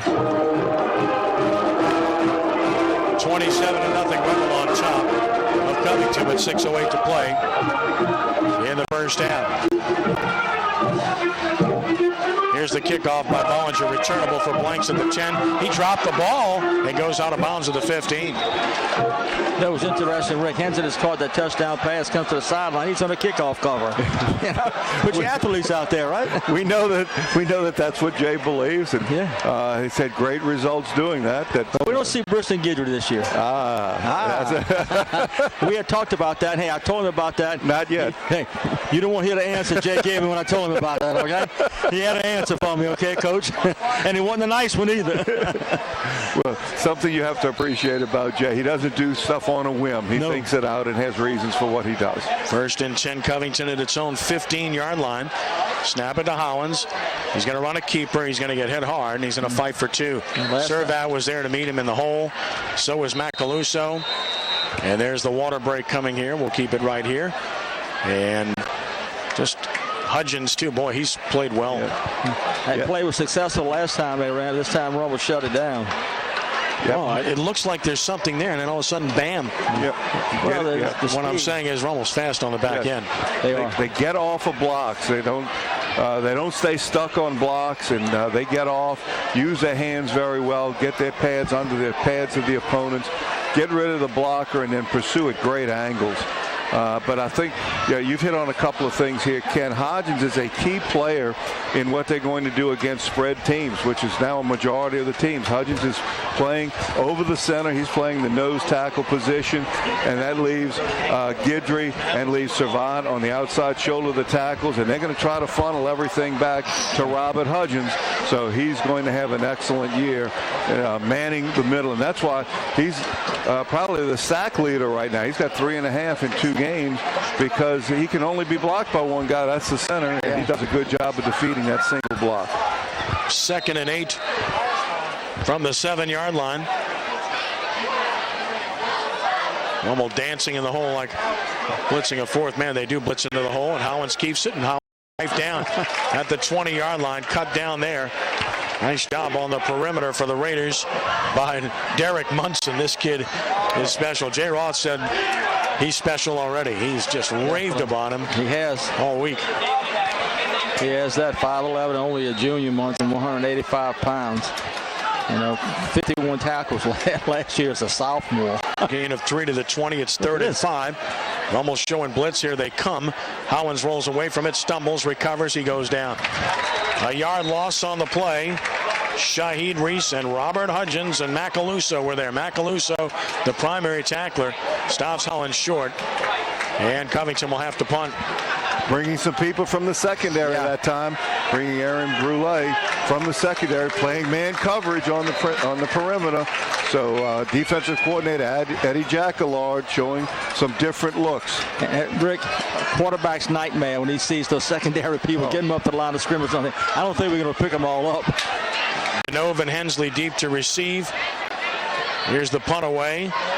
It's going to be bouncing, and it's going to take a tremendous Covington bounce all the way down inside the 20 and down to the 18. Now, here's what I'd say about that. In a very close, tight, competitive game, you got to come catch that ball because the field position means everything. Yeah. But in a 27-0 game, let it go. Yeah. Well, you try to make it a habit, but it was a low kick. He didn't get a good jump on it, so instead of risking the catch, I think that's a good point there, Ken. That if you have any doubt in your mind at all, as much as we try to drill it into return people's heads, catch everything, catch everything, catch everything. Sometimes you've got to, if you have any doubt, leave it alone. Leave it alone. Yeah, I think the game situation does factor in. It matters. Yeah, no doubt. Just gives them more. They only had a 95-yard drive last time, so now they're looking at having 7 plays, 95 yards last time. 1st and 10, Rummel at its own 18. Tucker in the backfield with Forcade. 4:30 to play in the half. Chase wants to throw a quick out, and he completely underthrew Brunet. Who was open, just bounced it there. Didn't really set his feet to throw it. That's when he's inaccurate, because he had time to do so with the receiver open. Yeah, he saw him break over real fast and not set his feet, causing the ball to nosedive. Yep, not the best footwork. Then, as you mentioned, didn't have his feet under, because that is going to be open all the time, because now they've gone from a 4-4 to a 4-4, and the free safety is a run defender now. Yeah. The split end will be open 100% of the time. 2nd and 10 from the 18. Forcade surveys. Takes the snap. Runs it with Tucker inside across the 20 and out to about the 22 goes Izzy for about 4. Take the guy from the backside. I tell you right now, good thing he came and got it, because Tucker might have broke that. Give him 5 to the 23, and it's 3rd and 5 for the Raiders, who have not punted yet. And they like to keep that stat alive. Wind in their face a bit right now. And they get that back in a manageable manageable down and distance with 3rd and 5 yards to go with just a regular inside zone running play. 3rd and 5 from the 23. Going man coverage again. And a trip set right and a single receiver split left is Chase. That's the wide side, and a timeout is called by Rummel. So the Raiders have taken timeout. I think that might be their final one of the half with 3:42 to play in the first half. Either their second or third. I think it's the third, but I could be wrong. I've been wrong before. All of us and I will be wrong again. Yeah, this morning you thought you were wrong and you weren't. How was that? That's the time you were wrong. You said you've been wrong before. Oh. Yeah, you thought you were wrong this morning and you weren't. There so you were wrong. That's right. Maybe some of them long days and nights you keep, Kenny. Once in a while you make a mistake. Once in a while you get tired, Mr. Trahan. That schedule you keep. What time is it? Where am I? I know. Who are you? You're right. I would be saying that if I had your schedule. There's no doubt about that. I wouldn't even be able to say that. If people could see what Ken does during a game, that he's keeping a play-by-play on the computer. Yeah. He's keeping stats. He's keeping up with announcing the play-by-play. In a lot of operations, that takes 3 people. And the guy Rick, you and I cannot do it with 3 people. Oh, no, I can't do play-by-play. We did play-by-play against St. Aug for like 2 minutes while Ken was being inducted into the Hall of Fame, and we ended up telling stories. 3rd and 5 from the 23. I formation this time for Rummel. Wide side, left side, Covington showing big-time blitz here.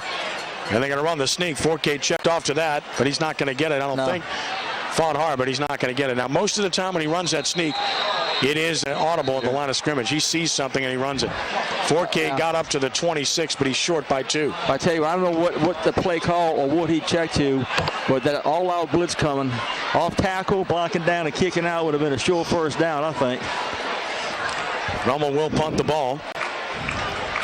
But no, he calls that play. Jay said he calls that play at the line of scrimmage himself, and I'm telling you, almost every time it works. Yeah. Oh, that's sometimes including last week for a long touchdown. Yeah, touchdown last week, 4th and 5. That's pretty good distance. Well, Rummel punting from the first time. And Larry Major, their big tackle, is their punter. Covington drops a single receiver deep. That's Dominic Brown. Major stands about his 10-yard line, and he got a low snap, but he digs it out, and it's a short punt. And it goes out of bounds in Rummel territory. So Rummel's special teams, their kick game needs work. A lot of work. And when you have a tackle punting, that means you don't have anybody else. That's what I'm saying. And that's not a good thing. You're reaching deep, okay? Yeah. You're reaching real deep. And against the really good teams, that'll make all the difference in the world. That will kill you. So the line of scrimmage is going to be the Rummel 44. Covington with a real chance here. Yeah, with 2:43 to play in the half. Put some points on the board, give them a little confidence coming into the second half. You're looking for that little dent or hole in the armor. Maybe that's it, the kick game that you might look at if you're playing against Rummel at this point. 1st and 10 at the Rummel 44. Trip set right. Howland's shotgun takes the snap, going to throw it outside to Blanks. He caught it. Fulton, though, comes off of his man and makes a heck of a play. I mean, Fulton came off of his man and read it and made a beautiful play to stop Blanks for a gain of 1. Well, he showed his athletic ability there. And I don't think the guy really put an effort to stop Fulton, right there. He did come off of him, but I don't know how much of an effort it was given by the blocker. But they had him outnumbered on the true bubble screen. Yes, they did. The inside, the number 3 receiver bubbled to the outside. You got to get the first guy, Rick. He weaved in and out, and Fulton did to make 2nd and 9 at the Rummel 43. Snap it. Hollins wants to throw. He's going to roll left, steps inside, runs in the red shirts. He's down. Sacked again, and Servat has him. 3rd sack of the game. Macaluso was there as well for the Raiders. And that's 3 sacks of Hollins, who had a difficult time immediately there. I tell you, Servat and Hudgens are both having a pretty good football game on the defensive line for the Raiders. Yep, Servat forced him back inside.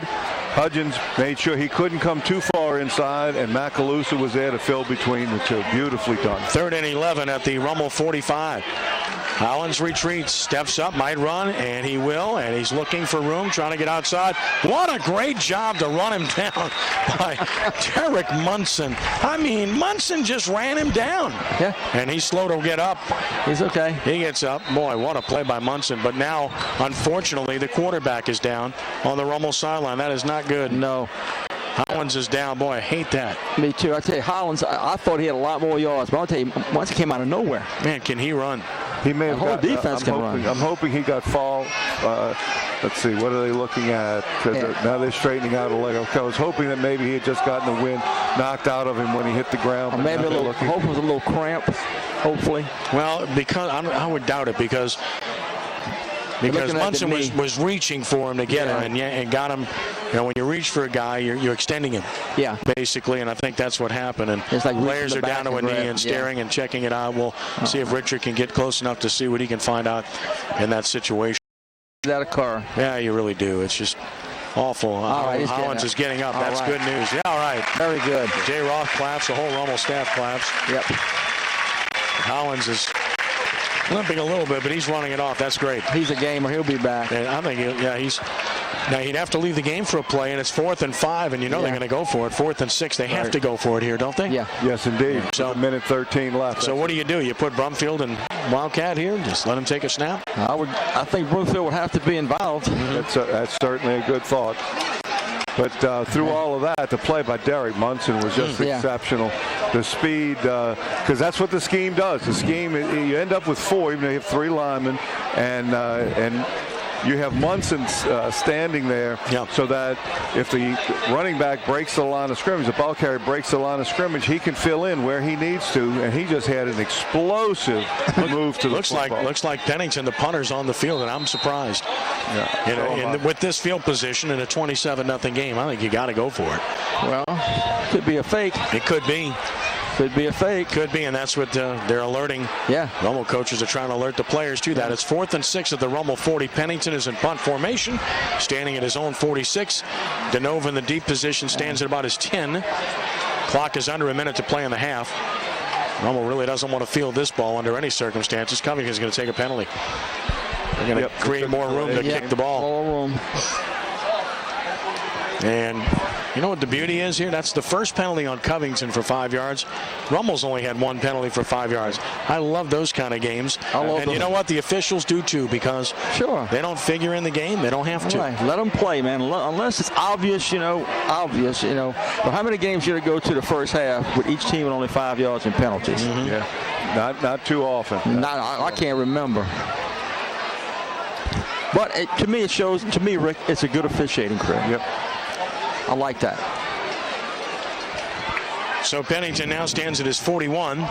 DeNove still stands at his 10. And the punt is away. Kick it away from him. It's going to bounce to the 15, bounce to the 10, bounce to the 5, and it's into the end zone. Yep. So a touchback.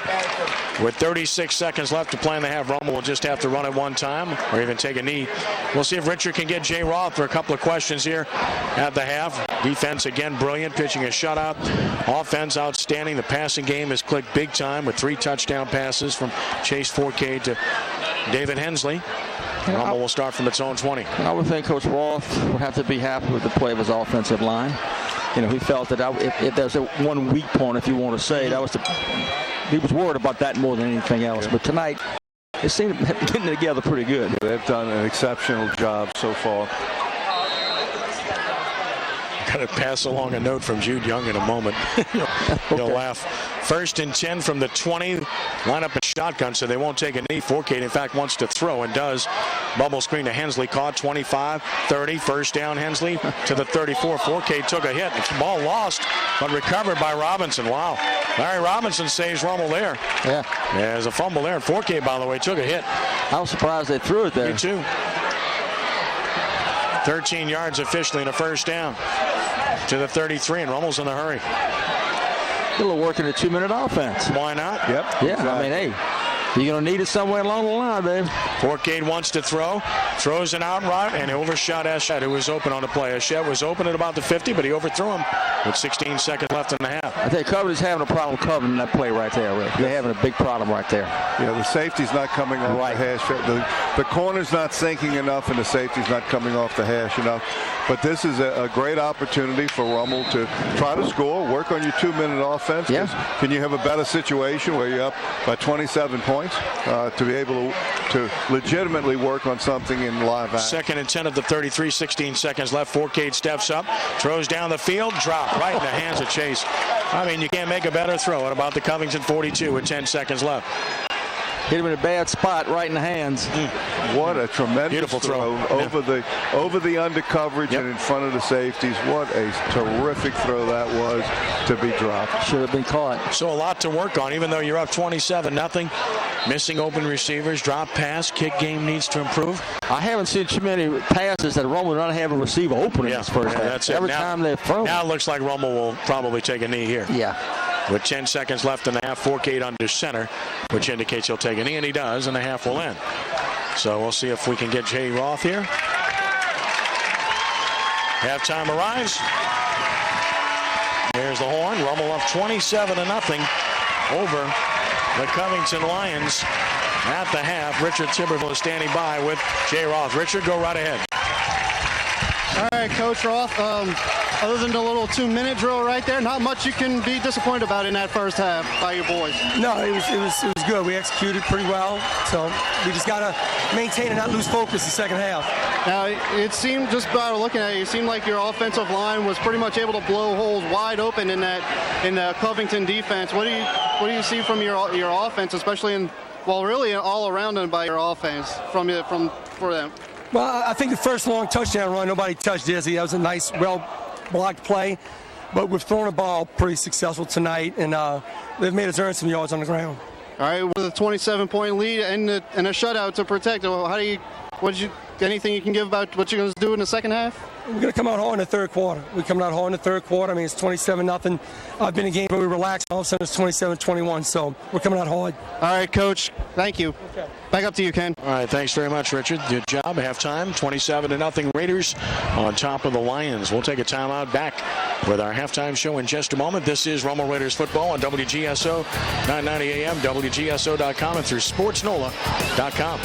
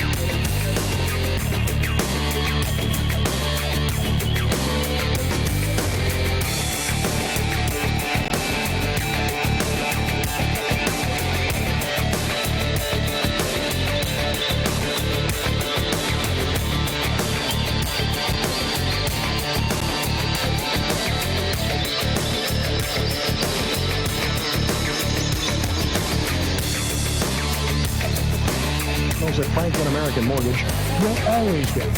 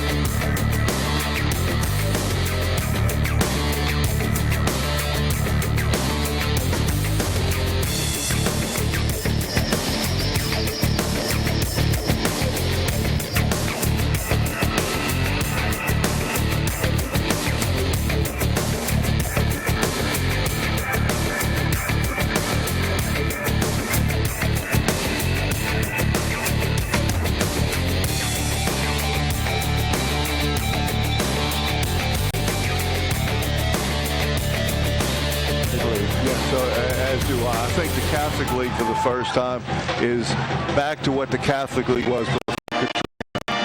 They have not been what we know of as the Catholic League historically, but this year they certainly are. Good depth from top to bottom. Even the teams that are going to be at the bottom are going to be very good, sound football teams. I think the league is going to be, that everybody is going to be surprised. I think Curtis is going to be surprised at the not so much at the competition week out and week in. They know that's going to be there, but the competition week in and week out for 48 minutes is going to be exceptional, and the league is going to be surprised, I think, in the fact that Curtis doesn't mind playing 48 minutes. That's right. In fact, I think their players are excited about it because they get to play the whole game now. That's right. You know, I mean, players they're going to have fun. Yeah, exactly. So I agree. Yeah, the league is better for the way it is. I think you're exactly right that Evangel and Curtis should be commended for playing up. I was somewhat surprised that Curlings and St. Thomas More, who played up last year, did not continue to play up. I thought so. And I'm very disappointed that Calvary Baptist did not play up because they've said before in coaching forums that they don't like the split because it's not competitive where they're at. Right. Well, guess what? Play up. Do something about it. Yeah. So I'm excited about some schools playing up and accepting the challenge. I'm disappointed in some schools for not accepting the challenge. But overall, the Catholic League is back.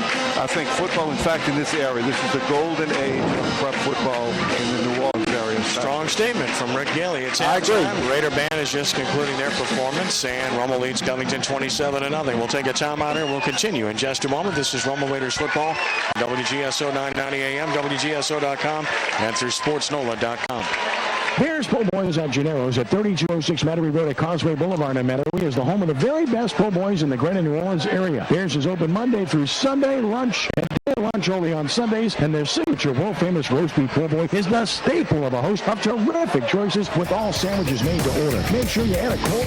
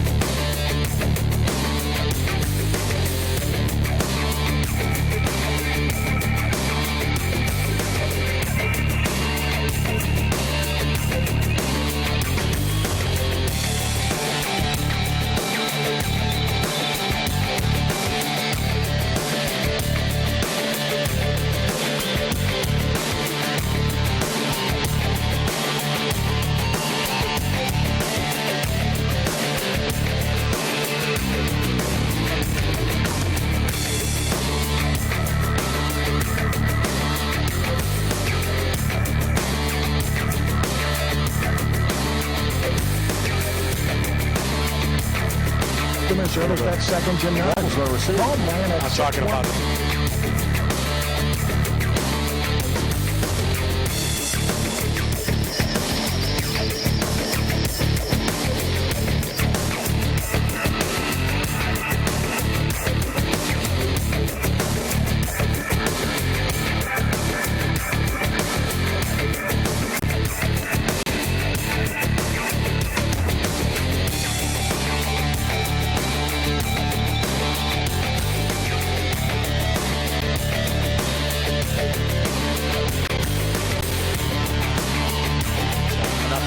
the third quarter. Well, and that was supposed to be pretty strong. They're ranked number 1 in 4A, you know. Which, we could get back to Curtis Cup League. Checking out all the teams in the Catholic League this year, I think there's more individual talent than they've had in a long time in the Catholic. The kids that earn college scholarships, to me, looks like the talent level is really high this year in the Catholic League. Yeah, throughout the entire area. When you're looking at, and that's why I believe that football has never been better in this area, because the talent is spread out among a bunch of schools. Everybody's got college prospects now. The fans are already killing LSU. They received the kickoff, ran the ball 3 times and punted. So there you go. That's normal, right? That's normal. Twitter is blowing. What did I just say on our radio show earlier today on WGSO? Come on, throw a play action pass on the first series just to keep people honest. I mean, it isn't rocket science. Give your young quarterback a chance to gain some confidence, throw a short route in the flat, do something off a play action to get him involved and keep a defense honest. Hey, I mean, really. How about last week, the first pass that throws deep? Nothing but a go route. I don't know, man. What do I know? Well, we know too, but hey, 3 and out is not going to cut it, okay? No, well, I mean, again, I get it with playing conservatively, but you've got to have both elements of your game to have a chance to be a real player on the national scene. Yes. On the offensive side of the ball. You must. So, anyway, teams are retaking the field here for the second half. Richard Chibberville is standing by on the Rummel sideline, and Richard has this update. Richard, what do you have? Yeah, Ken, just talked to Covington head coach Greg Salter, and quarterback Barquell Hollins will not return in this game. He pointed to the back of it. When I was talking to Coach Salter, he pointed to the back of his ankle, right about where the Achilles was, and all he would say was the quarterback Hollins was not happy about it. You don't want to assume, but he's going to be taking the rest of this night off, and we hope it's not anything further regarding his Achilles. Back up to you, Ken. Well, that's terrible news. Yes, I saw him walking on the sideline during the halftime. Ken, he was limping real bad. And that is bad news for Covington, because he's a pretty good football player. It gave him a good combination of backfield with him and Brumfield. And let's hope that giving him this second half off is starting to accelerate his healing. Something I think can be encouraged about it is that I don't think he's wrapped with an ice bag, and he's not on crutches. Let's hope that that's a precautionary measure. I mean, not that he's not hurt, but that let's be cautious about it. But in looking at what we were talking about was a number of really good players that spread out throughout the teams east, and how the game has changed, because when we were talking about some of the great games in the past, especially in this Covington rivalry, we looked at Rummel playoff games in the past, the number of games that were 7-6, 7-7, 10-7, 14-7. Okay, if a team got, and now close games are 21-20, 28-26, 35-32. The skill, and that's because of the skill level. Not playing worse defense, but the skill level of the players, just like civilization. That's what we do. As humans, we continue to improve, and the skill level of players right now is unbelievable. Rick, I remember when I was at Rummel, I went back and checked after we were there 10 or 11 years. We were winning at 78% of our football games. I went back and checked, and of those wins, like 74% of them came in the fourth quarter by a touchdown or less. Right. They could have been 37% wins, okay? But it was all smash mouth. You know that, Rick. Right. Second half getting set to begin here.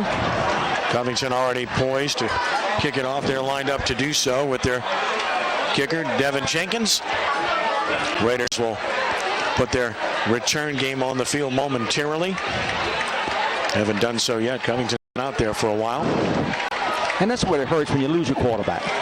You know, it stinks. First of all, Covington's a good football team. Yeah. Secondly, they're going to need Hollins to have a chance to win District 6-5A. Yes. No doubt. Based on what Ponchatoula looked like last night, and St. Paul's is good. Mandeville winning at Barb last night.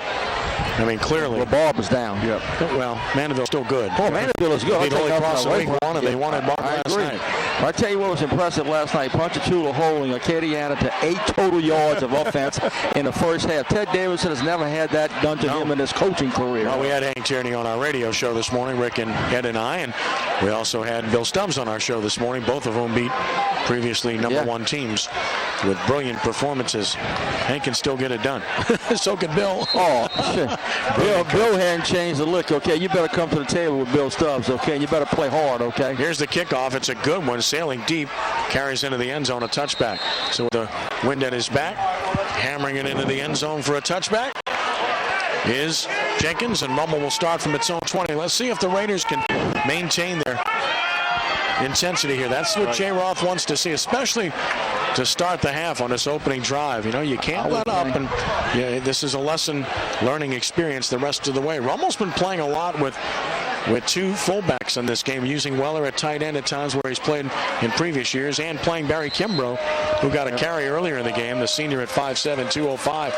Just giving you more beef and more power in their look when they operate. They'd operate with one running back here, but it's Weller. He's lined up in the slot left, so this is a pass formation with a trip set right and a single left. Or maybe a straight run by Forcade on first down. Forcade just going to throw a quick flip to the outside. Got a block. Hensley, 25. First down across the 30 and out to the 31. That's all about the initial block, and they got it. They got the first block. You get that first block, like you get right there on the outside. And you got to work with those receivers to block. A lot of them don't like to block. When you get a receiver that can block, it just opens up a lot of things for you. Absolutely. If you're going to be a Rummel wide receiver, you're going to block first, right, and you're then right learn about how to that. run pass routes later. And that was a quick pop screen to the outside of the three receiver side. Had the Covington Lions outnumbered over there in a very effective opening play. First and 10 on a gain of 12 to the 32. Tucker the setback. Rummel had 302 yards in the first half, by the way. Counter play left. Tucker, he's hit and drop. No gain. Good defense. Good job by the Lions. Closed him down immediately. Good job of crashing down by Darrensburg. Delray Darrensburg, the senior. Great job by Darrensburg. As a matter of fact, he was able to turn the play in and then duck under the lead block of the guard, kicking him out and trip up the ball carrier. 12 carries, 85 yards, and a touchdown for Tucker. Bailey, 2 carries, 55 yards. Forcade, 6 of 11, 171 yards. Now 7 of 12, 171 yards. And Hensley now has 6 catches for 151 yards and 3 touchdowns. Pretty good night. Second and 10 at 32. Looks like a run left. Play fake. Forcade looking down the field. Nice throw to Eschet, and he drops the ball right in the gut. Can't ask for anything better than that. Great. It was a great route run by Eschet. He found the spot in that zone, a little bit of curl route. Beautiful route by him. Great throw by Forte, but I think he wanted to run with it before he had control of it, Coach. First two pure drops in this game by Rummel receivers. Yeah. So, again, they do have stuff to work on here. There's no question. I like to see the curl route again, Rick. That was perfectly run, and it was open. I think curl routes are hard to defend. If you got a guy that can run around and find the spot, they're hard to defend. Especially off of play action. Yeah, that. A good combination with a curl and a flat route. Forte looks for the curl. If it's not there, he comes to the flat. And he's got a strong enough arm to get it there. Third and 10 from the 32. Forte shotgun. And a 4-receiver set. Spread him out, and he rolls to the left. Looking, steps up in the middle, still looking. He's going to run right. He's got a long way to go. Cuts back, and he won't get it. And takes a hit in the process. I don't like to see him run too much. No. He gets decked at the 39, a gain of about 7, but short of a first down. Don't cut back. No, that was the whole thing. The posse is coming. That was the whole Right, thing. run to the sideline, baby. Don't get what you can. You can do what Jay was saying. Run to the sideline. Run to the sideline. No, you've already seen the quarterback Hollins for Covington go down and not expected to return. We'll double check it when they have the ball. Rummel will punt for the second time. Major will punt it away. And I'm sure they're not happy. They'd like to go around and get a touchdown or so, but if you drop a pass you can't drop a pass. You're wide open, and you can't drop a pass. Put you on 3rd and 10, which, it's not a manageable down. And he's not going to get too many more opportunities. Right. You're right about that. Take advantage of your time. Major to punt to Dominic Brown. Good pass from center. The punt is very high, but very short. Very. And end of the win. That's not good. And it's going backwards. This is very poor for Rummel. Down at the 49. That is a 10-yard punt. So Rummel's punt game needs a lot of work. I'd have lined up tomorrow, everybody in the squad. We're going to find out if we got somebody. Somebody's got to be able to That's kick. going to bite you against the better teams later in the year. There's no question about that. No starting next week when they go to Wayne County, 6A Power in Mississippi, and then go to Don Bosco Prep in New Jersey the following week. Yeah, I think they had their work cut out for them. Covington starts on the Rummel side of the field at the 49, and they do have a different quarterback in the game, and that is number 3, Joshua Alfaro, the sophomore. Gives to Brumfield. Briston Guidry has him, and you're not going to move Guidry. Guidry came out of there with the ball. He says, it's my ball, but no call. No call. 2nd and 9. Very good job of controlling the inside. Really squeezed and no place to go internally. They're going to have to try to attack the edges. That's where they've had success in the first half, was everything on the perimeter. They're not going to have much success inside without a fake. You know, Alfaro is only a sophomore there right now. And he drops to pass. Under pressure, he gets crashed. Absolutely demolished by Sam Servat, his 2nd sack of the game. And the 4th sack for Rummel. Boy, that hurt up here. And it had a little help from Guidry, too, okay? Yeah, he took a shot. I don't think he wants to go back to pass anymore. There was great pressure both in his face and up the middle, and Servat finished it off with a terrific move coming from the right defensive end. 3rd down and 18. Back to pass. Screen pass. There was a clear hole. No call. Doesn't matter. Screen pass is destroyed by Shaheed Reese as he absolutely blew up the receiver, Scheck-Snyder. He read it perfectly. I tell you, Reese did a great job that time. He really read that screen perfectly right there. He was in the right place, the right time, was not through, and made a great tackle. Defensive line got off and got pressure on the quarterback, and because of Reese's play, they could be reckless in a sense and be aggressive going after the quarterback, because Shaheed was right where he needed to be on that play. So it's 4th down punting situation for Covington. Wind at the back, and he hits it very well. Driving the receiver, Hensley, way back to the 13, makes a nice catch. Evades 1, evades 2, and made a nice return across the 25 to the 27. All on his own. A good middle return that time. Rummel is specializing this year, it appears, in the middle hold-up return. You stun your guy on the line of scrimmage, and you stay with him all the way down the field and try to give him a hole directly up the middle, and he was able to find a little bit of a crease. That's all he needs. Yeah, and that's a good return, because it does protect the ball carrier a little bit, because it slows down the internal coverage. And you don't see it a lot in high school, right? The middle return. 1st and 10 Raiders from their own 27-yard line. 7:59 to play in the 3rd. Rummel up 27-0. Single receiver to either side. Forcade under center. Counter play right. Tucker hit, fights forward, gets to the 30, picks up about 3. Yardage coming a lot tougher. Covington's clearly moved people closer to the line of scrimmage, and they're filling gaps and making it tougher to run inside. Well, they do a good job on our counter play. They were hurt by it earlier, but since then they've done a good job on our counter. Haven't seen Rummel really try to run outside. They haven't had to in this game. Right, just the one time on the stretch play. Right, which is really an off-tackle play, but still, it can get to the corner. 2nd and 7 at the 30. Shotgun Forcade. 4 receivers set, and he retreats to throw. Pump fakes. He's going to throw down the field. Dropped again. Right in the hands of Chase, and that's his 2nd drop. And again, a perfect throw. You can't draw it up any better than that. But they. So this passing game is there. I mean, goodness gracious. You can't make better throws than that. That was outstanding, because the ball is almost on the right hash mark, and it's the number 2 receiver, 2nd receiver from the outside running an outside route, and there's an opening between the outside linebacker and the corner, and the ball is on the line just about to the top of the numbers on the opposite side. Beautiful throw. 3rd and 7, Rummel at its own 30. Forcade retreats to throw again. Looking down the middle in the seam. Throw it to him. He'll catch it. David Hensley. Throw it to the right guy. He's all the way down to the Covington 40. Yeah. Perfect throw in the seam. Hensley delivers again. I'll tell you what. Rummel has 30 yards on this completion. You know how many drops has Forcade had? I mean, he's had 3 or 4 drops. Yeah, for considerable yards. But hey, you throw it to Hensley, you got a good chance he's going to come down with it, okay? And that's a pass pattern that Jay got from his good friend and mentor, 4 verticals. Joe Clark. Joe Clark. I talked to Joe on the phone the other day. Yes, indeed. 1st and 10 at the Covington 40-yard line. Forcade surveys against an 8-man front. They still don't respect the Rummel pass. They give it to Tucker. Guess what? Grab him by the shirt and drag him down, but after he gets about 21, he almost popped it. Yeah, the old tearaway would have done it there.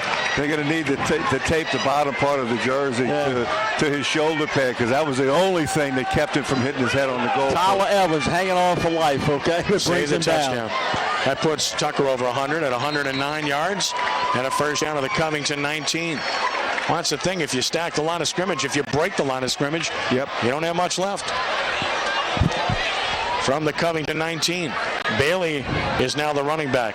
A 2 tight end set. Snap it, counter play right. Bailey cuts back.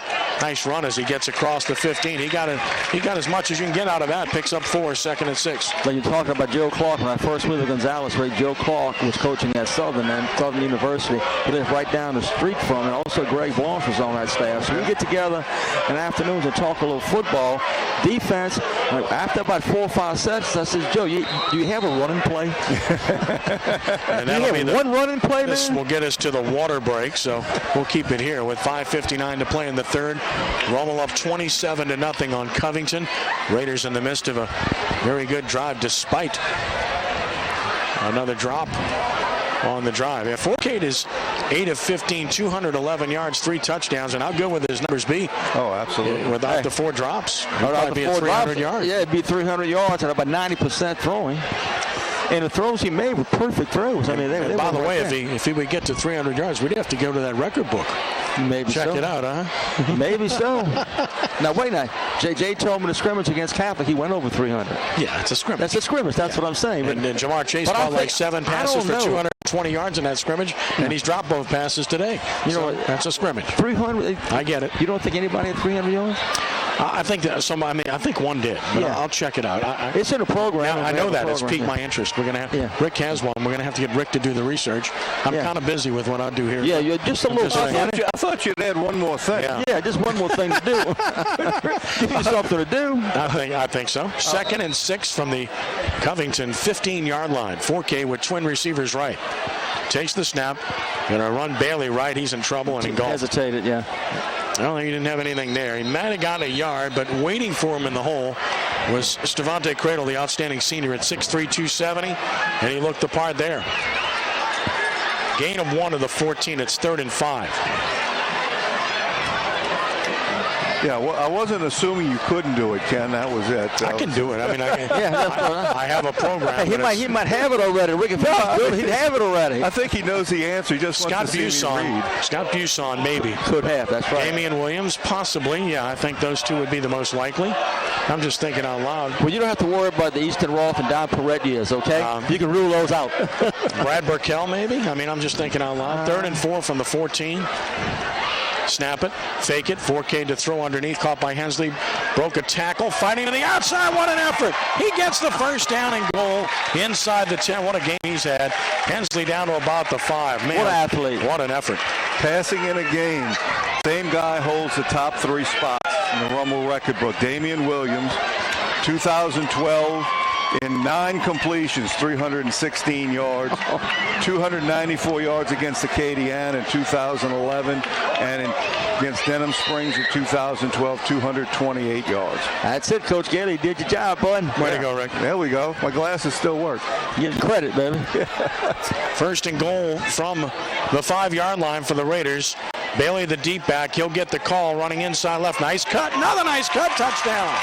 That's a really good run by Maurice Bailey. And Jay Roth told me that's something he's added to his arsenal this year. Last year, straightaway speed, not so much vision. This year, better vision, better cutting ability as a result. Yeah.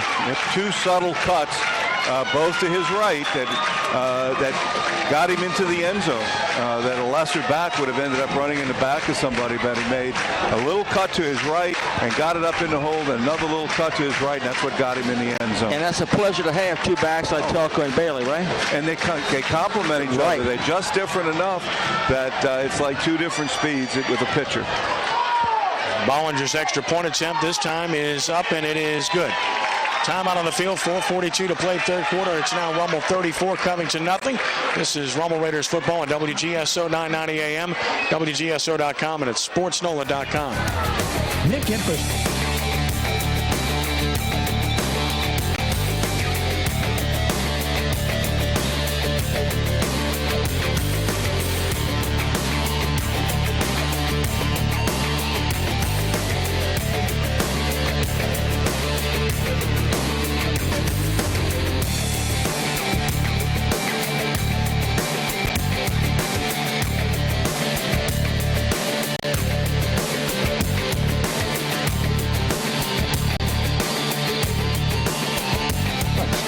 The exclusive patented Hulk system for your bulk chemical cleaning needs. The Hulk system applies the cleaning solution of the site to clean and easily rinses off with the same hose applicator. Safer, faster, less expensive. The Hulk system for your entire bulk chemical cleaning needs. At Weekend, contact Mike Weiscarver, Senior, class of 1975. Owen Clipon, class of 75. Dan Waltz, class of 85. Glenn Weiscarver, class of 1985. And Mike Weiscarver, Jr., class of 2008.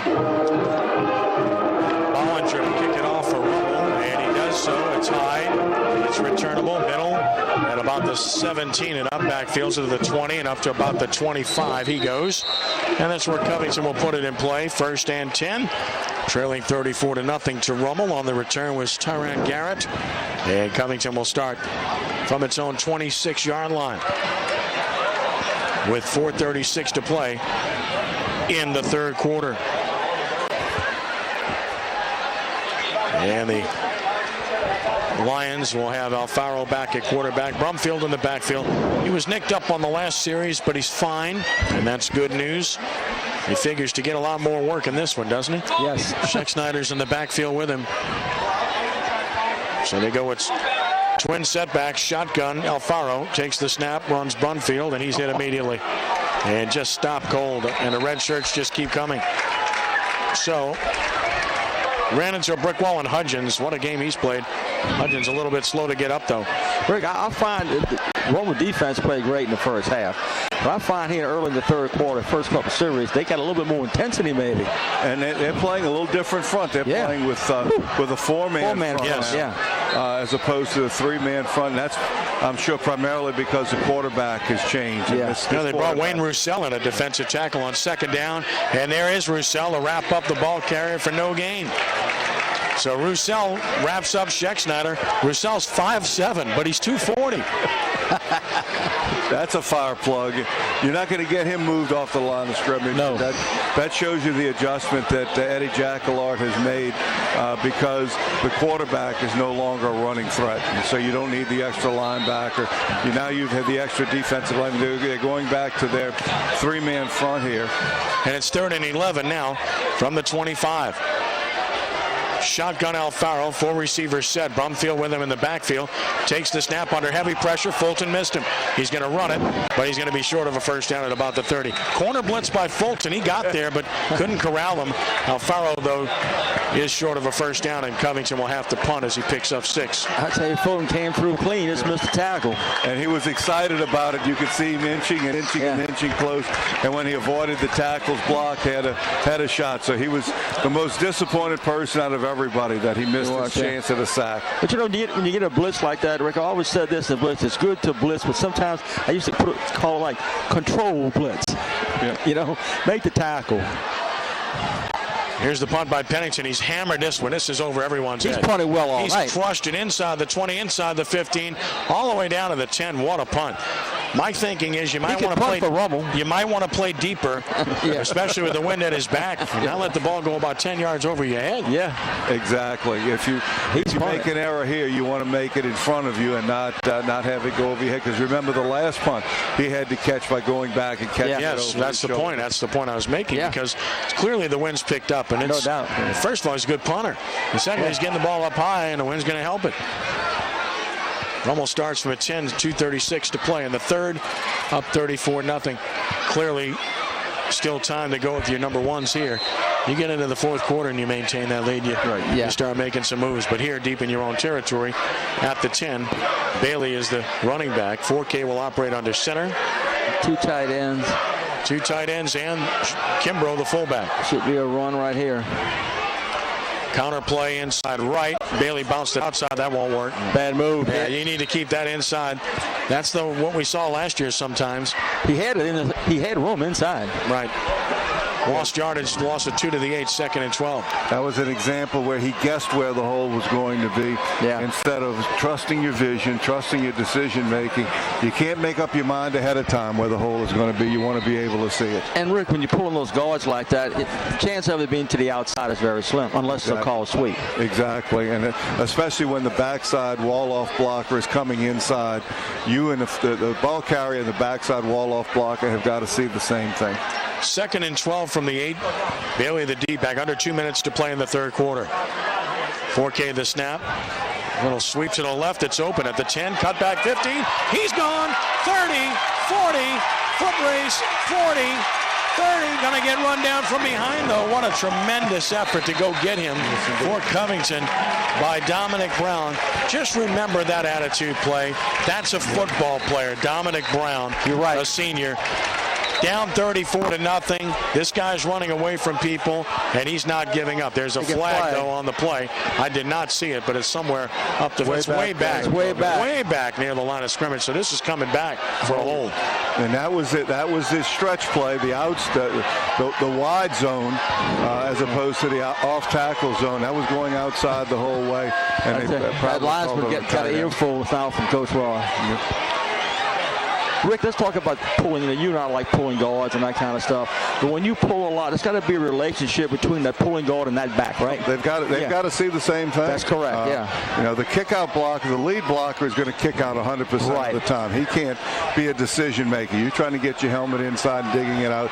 If the opponent buries himself so far inside, then you may get a bounce out of it. But the backside puller, which is usually the fullback or the tight end in Rummel's case, he's reading that block, and if there's any way that he can go inside, he's coming inside, and that's what he did on the last one. If the defender buries himself and the ball bounces, then the wall-off blocker's got to see that. Give him 4 yards to the 12, 6-yard penalty to the 6, and it's 2nd down and 15 from the 6. 4K wants to throw from his end zone. Pump fakes, throws down the field for Hensley.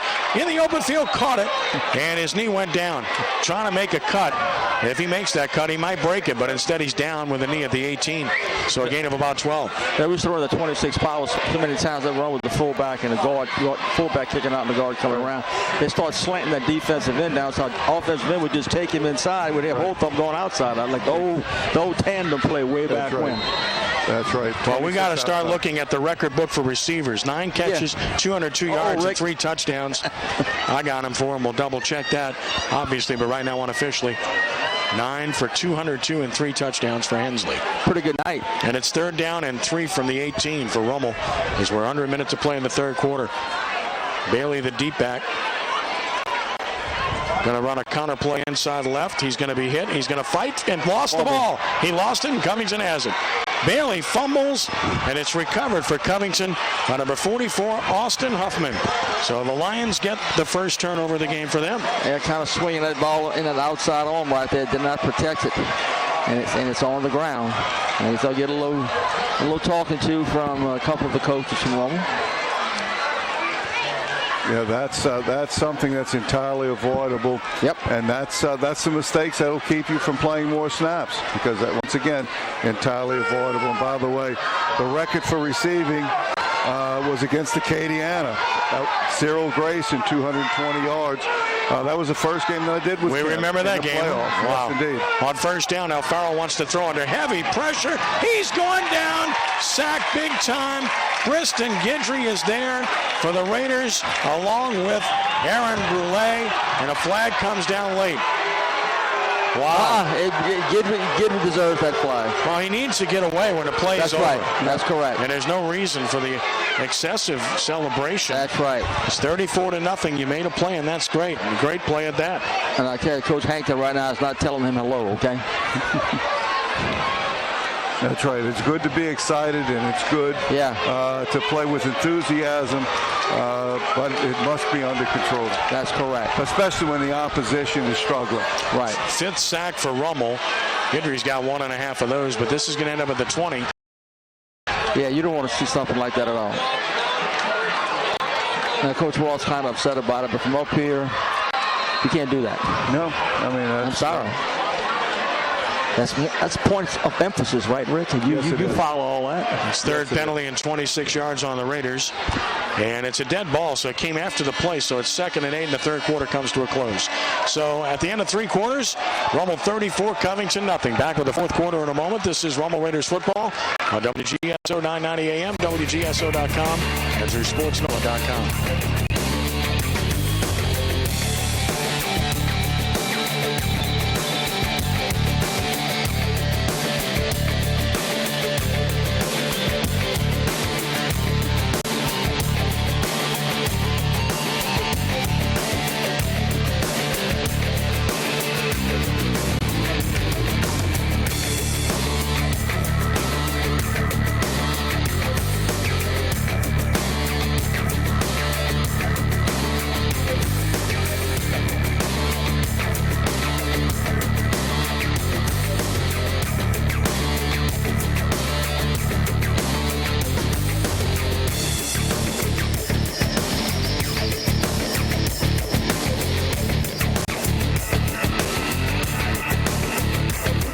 And to learn more about Archbishop Rummel High School, visit us online at www.rummelraiders.com. Fourth quarter begins. Covington at the Rummel 20, 2nd and 8. 34-0 Raiders on top. Snap it. Run it with Brumfield. Look at him drag tacklers inside the 15 and down near the 14. Good run by Brumfield. He's going to be about 2 yards short of a first down. Brumfield's a solid football player. Yeah, the Lions haven't gotten much yardage inside on direct plays, but that time there was some movement at the line of scrimmage. And it's 3rd and 2 from the 14. Remember last week, University scored off of a Rummel fumble. That's the only way they scored. Covington trying to do the same here. From the 14, snap it, run Brumfield right. Breaks through one tackle, gets a first down at the 11. Brumfield runs through the initial tackle again before he's brought down on the play by Shaheed Reese, and a first down at the 11-yard line, a gain of 3. He almost broke it all the way. That triple stack eye with big number 70. Yeah. There's no secret. Follow 70. Devontae Crandall leading the way. On first down, run inside, and this time Munson meets Brumfield in the hole, stops him for a 1-yard gain. I remember Glenn Dawsey was playing at EA to put him in the backfield just like that. I forget, I did it the first time. He did get the ball. He told Coach Beasley, I'm not going back in that backfield again unless you give me the ball one time. Rummel had great, small, fast linebackers. You guys remember the 2012 state championship season. 2009 season, they had big, talented linebackers. This group they have this year is really good. Pitch left, and there's one of them there. Jacob Macaluso meets Brumfield right in the hole, stops him cold, maybe a yard loss on the play, as if on cue. When you look at Shaheed Reese, Derek Munson, and Jacob Macaluso, that's a heck of a trio at linebacker. I tell you who made that play possible. Andre Denove. He really put pressure. He came up hard from that corner spot, forced him to turn in. When he turned in, there was Macaluso saying hello. Loss of 1 of the 11. It's 3rd down from the 11-yard lines. 10 yards to go for Covington. Snap it. Farrell wants to throw a fade. He does. And Denove knocked it down. Beautiful play. They try to go with the 5'7" defensive back. He says that's not happening. And he knocks it down, and it's 4th down. Boy, he played that beautifully as they tried to use the size advantage for Earlycut, who's 6'3", 180. But when you have position, Coach Gailey, when you have position like he had right there, it makes it tough. And the scouting report held up there because he was not in press coverage.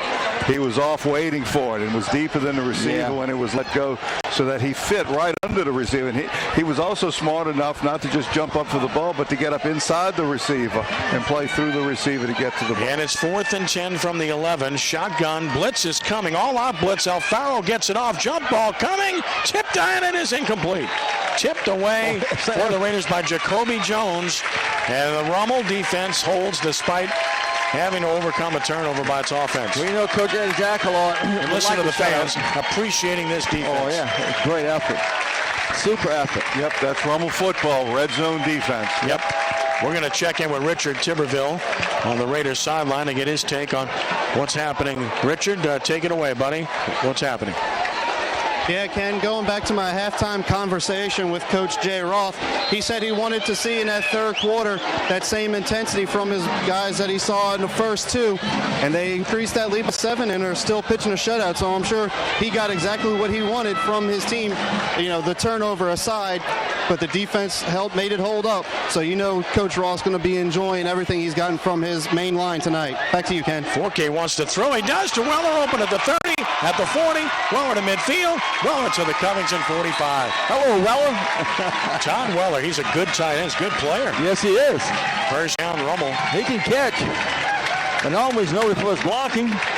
And that is going to be there week after week after week. A good deep fake to the running back off of play action. This was going to the left. Gave the running back an empty hand and let it drag. Hid the ball from the defense.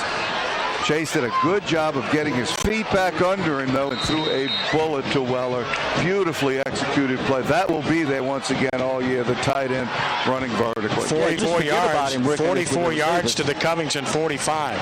First and 10, Rummel. 9:30 to play in the game. And they're going to run with a hole for Bailey, secures the ball, gets the first down. You can see how tight he was holding the ball there. He wasn't running as fast as he could. No. Trying to secure the ball instead. There was a huge hole. He gets 13 in the first down. He figured if he put it on the ground again, he may not never see the field again.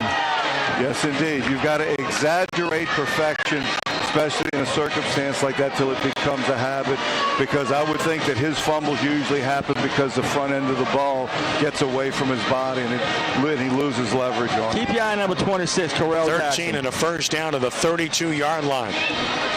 Four-cage shotgun. Takes the snap. Going to run it inside with a new running back across the 30. Nice hard run to about the 26-yard line by Jackson.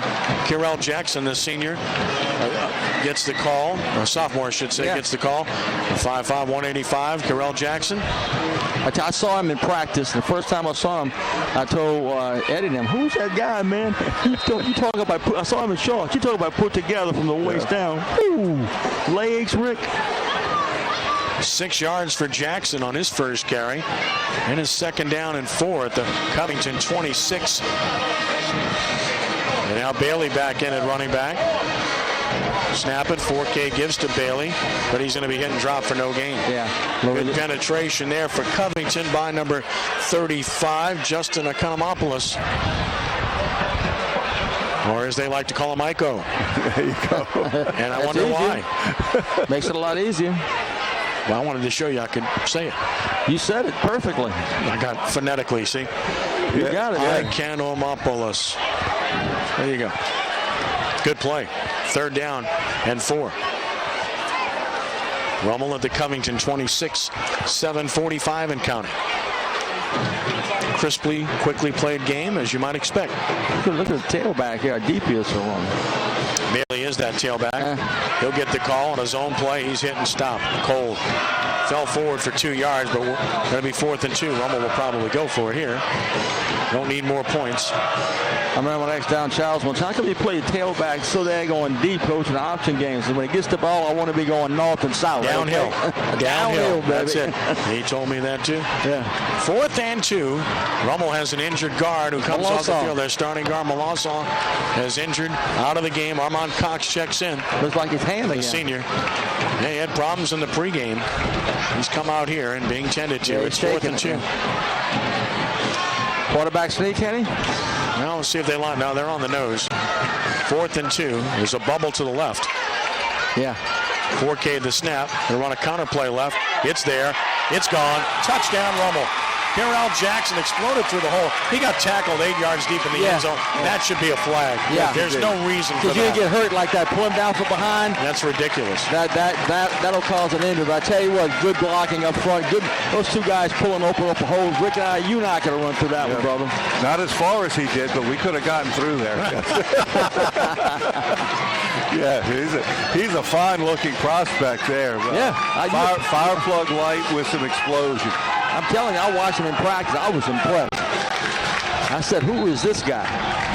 Extra point attempt forthcoming by Bollinger. He's got it up, and he's got it good. So a timeout on the field. We have 6:41 to play in the game. Rummel 41, Covington nothing. This is Rummel Raiders football on WGSO 990 AM, WGSO.com, and through Sportsnola.com.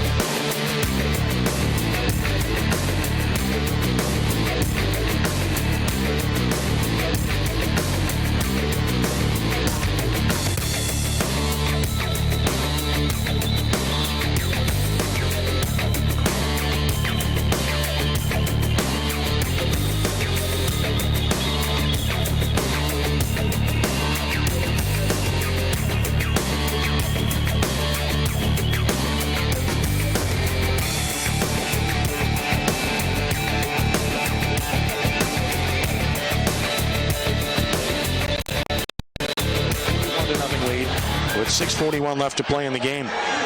Kenny, Rummel's close to 300 yards passing, I'm sure. Also rushing, they've got to have a couple hundred. Well, right? I got him for 276 passing right now. Yeah.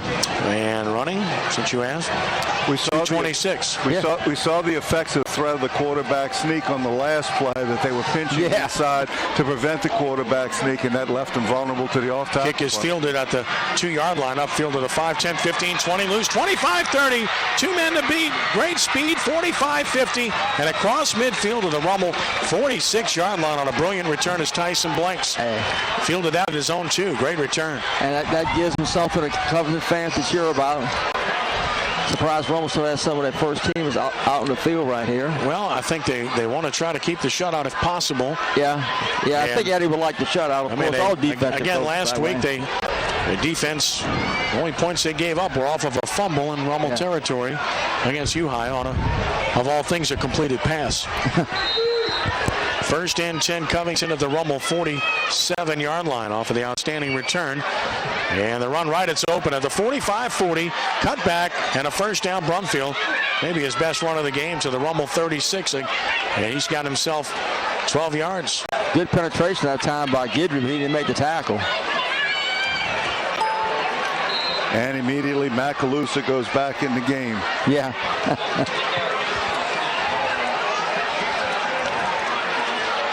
First down at the Rummel 36. And a run right with Brumfield hitting the backfield drop, no gain. Again, it's Hudgens who got him. Excellent job by Hudgens. Boy, what a scrappy player that he is. Yeah. Keeps his pads down, uses his hands really well. Does a terrific job. And he's coming out right now. He's had a great ball game. He's a good player. So this is a water break at the 6:01 mark. No gain on that carry for Brumfield. It's going to be 2nd and 10 with 6:01 to play in the game. 41-0 Rummel. All that's left to decide here is whether or not Rummel gets a shutout. Just about. And so you start looking ahead. Rummel goes to Wayne County, Mississippi next Friday night, a big showdown, and it will be televised to much of the nation. Covington gets Salmon over at Salmon in Slidell next week. Raiders in 2 weeks go to Don Bosco Prep. And our next broadcast of Rummel football against Archbishop Shaw, Saturday afternoon, October 3rd, 2 p.m. here at Joe Yenny. We'll have that one for you. Yeah, a couple big road trips ahead. Some new experiences for spreading the Raider brands throughout the country. It's got big experiences too, you hear? Wow, that's going to be some outstanding experiences. And they're not playing no gimmies, okay? Oh, heavens, no. 2nd and 10 at the 36-yard line. Pistol formation. Give to Brumfield. Runs into a stack of red shirts. Not happening. Reese and Guidry said no way, no gain. 3rd and 10. You know, and talking to Coach Walter about the trip to New Jersey, you know, he said, you know, that the day of the game, they have a tour of West Point set up from and on. He said, look, these kids are coming way out here. you know, it's going to be a little bit different, okay? These kids deserve to see something like that. Yeah, and the chance to go see the United States Military Academy at West Point is special. Sure. 3rd and 10, back to pass. Alfaro has time, throws over the middle, almost intercepted by Shaheed Reese. He made a great break on the ball as it was intended for Tyson Blanks. Such a good athlete. We saw that last year with Reese. Not only can he tackle and hit you at the line of scrimmage, but that was a great break on the ball. Yeah, break on the ball, Rick. Great drop. Saw the route developing in front of him, read the quarterback's eyes, and he was breaking on the ball before it was released. Yeah, when you look at this run with defense, I think they have success against it. You got to run a lot of counter stuff, Rick. Here's a 4th and 10. On the Rummel 36, Alfaro shotgun to throw. Pressure on from Guidry. Tries to get away from him and can't. What a play by Guidry. You talk about a man. Yeah, his motor's been turned up the second half. Yes. No doubt about it. He's been in the backfield the whole second half. Guidry with 2.5 sacks. Servat with 2 sacks. Rummel has 6 sacks overall. Wow. I'll tell you, look at a complete ball game. Other than the drop passes and a punter, pretty well complete, huh? Very, very good pressure consistently on the quarterback off the edges, predominantly by Guidry and Servat. Excellent job by Hudgens inside, gives him a very strong presence there. And also Wayne Roussel, when he was in there a couple of plays this last series, did a good job anchoring the inside. And Rummel does make changes. The new quarterback is Jacob Palma. He's big, 6'5", 220, a junior. And he'll run it with Jackson. Jackson broke a tackle. Look at him go. Nice run by Carell Jackson. He gets 9. Low to the ground and powerful. He impressed me with his size and private. Rick, when I saw him, they were running offensive plays like the 10, 20-yard line into the end zone. You didn't see a loaf, okay? He ran it full speed all the way, every play. Well, let me tell you something. He's in the tradition of the tough Rummel runners we've seen in recent years. Yeah. All of the Brown brothers, all you can do is think about them. Yeah. Terrence Jones, when he played running back, only 5'7" or so, but strong legs and strong runners low to the ground. 2nd and 1 at the Covington 46. Palmer, the quarterback. He's taking his time. Yeah, he is. A lot of different players in there for Rummel. New offensive line, new fullback, counter play inside. Jackson's open, 45-40, 35-30. What a cut! He's at the 20. He's gonna go. That's not Jackson either. That's a touchdown for Dwan Trufant, the sophomore. An embarrassment of riches at running back for Rummel. Wow. Yeah, Trufant, 5'9", 175 pounds. Tell you what, you put Jackson there, you put Trufant on there, you don't seem like you miss too much, even though you do, but still. That's good to know. And Tyler Holmes at fullback did an excellent job on the kick-out phase of that play, opening it up. How good is that for the backup offensive line to go in there and to be able to execute and make a big play? And that makes you feel good as a coach, too, because, hey, we got guys that, we can play. Right. No question. Bollinger for the extra point. He's converted all but one. And he has got this one. And, Rick, so Rummel up 48-0 with 4:05 to play. You never can have enough running backs, Rick. That's you right. never can have enough. Yeah, that's exactly right. Especially good ones. They've got them spread out throughout the classes. So there's plenty of ways to use good, skilled people, and Rummel uses them beautifully. But especially not only at the tailback position, but you can use them in slot positions. You can motion them out and use them in the passing game. A lot of versatility there. What month is this, guys? This weather's just getting better. Tell you what, we got a great burst of wind right here. Hey, I brought a jacket with me. I left it in my truck. I don't need it now. The game's almost over, but it's been beautiful. You brought a jacket and people were laughing at you, right? Well, no, I was on the radio today going to get some groceries at the store. The guy said a low tonight of 59, but Coach Gailey told me that's going to be the North Shore. That's right. At 3 o'clock in the morning. Yeah, 3 o'clock in the morning, North Shore. That's a little past our bedtime. I'll be time to sleep by then. Right? No, I might be waking up by the time. Okay, yeah, I might be getting up. Okay. Yeah, the clock doesn't mean much to us anymore. No, nothing I've had morning coffee at 3 o'clock. You're right. You're right. I'm telling you. So a kickoff here. And Bollinger hits this one good. This is going to reach the end zone touchback. So you can see the wind has picked up. Oh, yes, indeed. And It carries, and now Covington will start from its own 20 with 4:05 to play. At 4 o'clock this morning, I woke up and my paper wasn't there yet, and I going to bed early. I didn't get all the scores, so I went on my computer, and I got on Kenny Trahan's original prep scoreboard, baby. I found those scores out at 4 o'clock in the morning. That's a good way to go. Yeah, every single one of them, man. You and everybody else, man. That's the way to go. Our guys do a tremendous job. Yeah. Darrell Ashley and Travis Trahan, and also Jude Young and Emmanuel Peppis, Matt Sims, the whole crew, they do a great job. You have a good crew, Kenny. 1st and 10 from the 20 with 4:05 to play in the game. Covington, second team, is trying to find something. Rummel's got a bunch of reserves in, and Alfaro keeps, and he is going to be dragged down.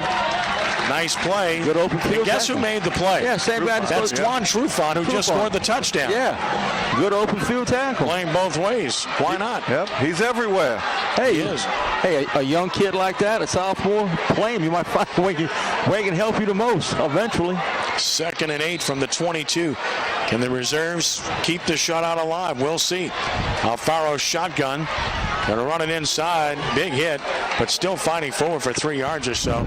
And won't go down. Still fighting. They got to blow the whistle, please. Yeah, blow the whistle. I mean, come on. Happens. And that's what happens. You get a little scuffle after the fact. And that's on the officials. That's the officials' fault. I agree. 100%. Absolutely. You got to blow the whistle. The kid, he was down. I mean, he's fighting, and the player's going to keep playing. Yeah. He's fighting for yardage. Sure, you have a little whistle. You let him go, he could score. Outcomes decided. Keep it straight. Gain of 3, 3rd and 5, 25-yard line with 2:50 to go in the game. Alfaro shotgun trip set right. Snap it. Going to run the keeper left. Tries to cut back. Nice job by guess who? Trufant. Made a good play. Boxed him in. Kept him a yard short. Do they go for it on 4th and 1 or not? I tell you what, the class of Greg Salter is showing right there, running out the clock. Just running the football, not putting it up in the air. And we'll punt it here, too. Well, Greg Salter's a good coach. You don't get as far as they've gotten the last couple of years. Nope. Without being a good coach and having a good program. I know Rummel's won 48-0, but Covington is not a bad football team. Not at all, and they're going to show that. Rummel does not drop anyone deep to return the punt wisely. You don't want to fool with it here anyway, and then you got to guard against a fake, which I don't think will happen. No. But again, I feel this anyway. Punt is away. Look at the wind, knock that down. Yeah. It's really picked up. Bounces inside the Rummel 40, takes a Covington bounce to the 35, and that's where Rummel will start this possession. The final possession of the game, barring a turnover, with 1:52 to play. Richard Tiberville will talk to Jay Roth when this one's over, and we'll try to get some star players. And Richard, we can tell you right now that it's probably a good idea to get David Hensley for the Raiders, who's had a phenomenal game, number 8, the senior. Try to get Chase Forcade and perhaps, Breston Guidry. Sure, that would be great. So Hensley, 4K, Guidry would all be good. See if we can line them up, get them one by one. And I know Richard will do a great job with that. Rummel will have it 1st and 10 from the 35. Now the quarterback in, number 11. Yeah, so Rummel goes with Donovan Mayer, the sophomore quarterback, to get a snap or two here. And the offensive line jumps a little bit anxious there, the new guys. Sure.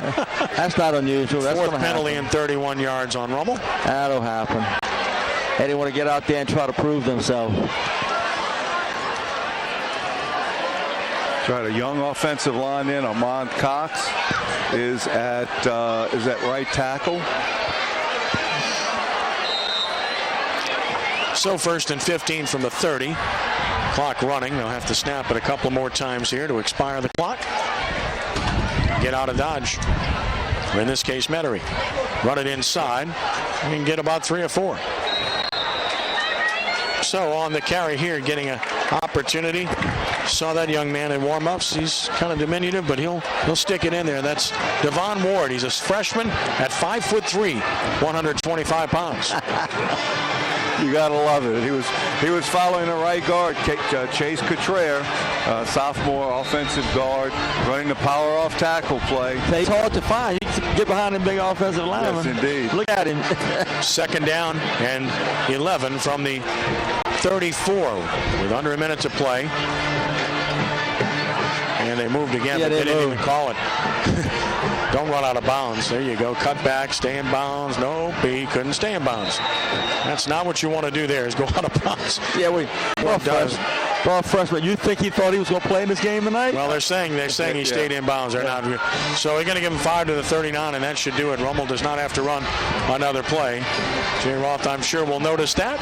And this one's going to expire as the Raiders will come out of here with a very impressive 48-0 victory tonight, serving notice once more as to why they are clearly one of the teams to beat in Division I. They're going to run another play, get another carry, and get some yardage on a new ball carrier.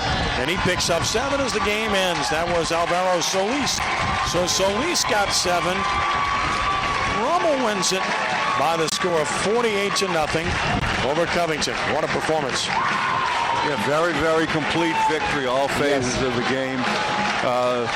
Just dominant performance, but enough errors that there's going to be plenty to work on. There's plenty of improvement. You always have something to work on. Still to be made. If you can't find it, you do find something. You'll find something. Oh, the drop passes, the fumble, and the kick game, the punt game in particular. Yeah. Definitely things to work on, but it's easy to pick at things, right?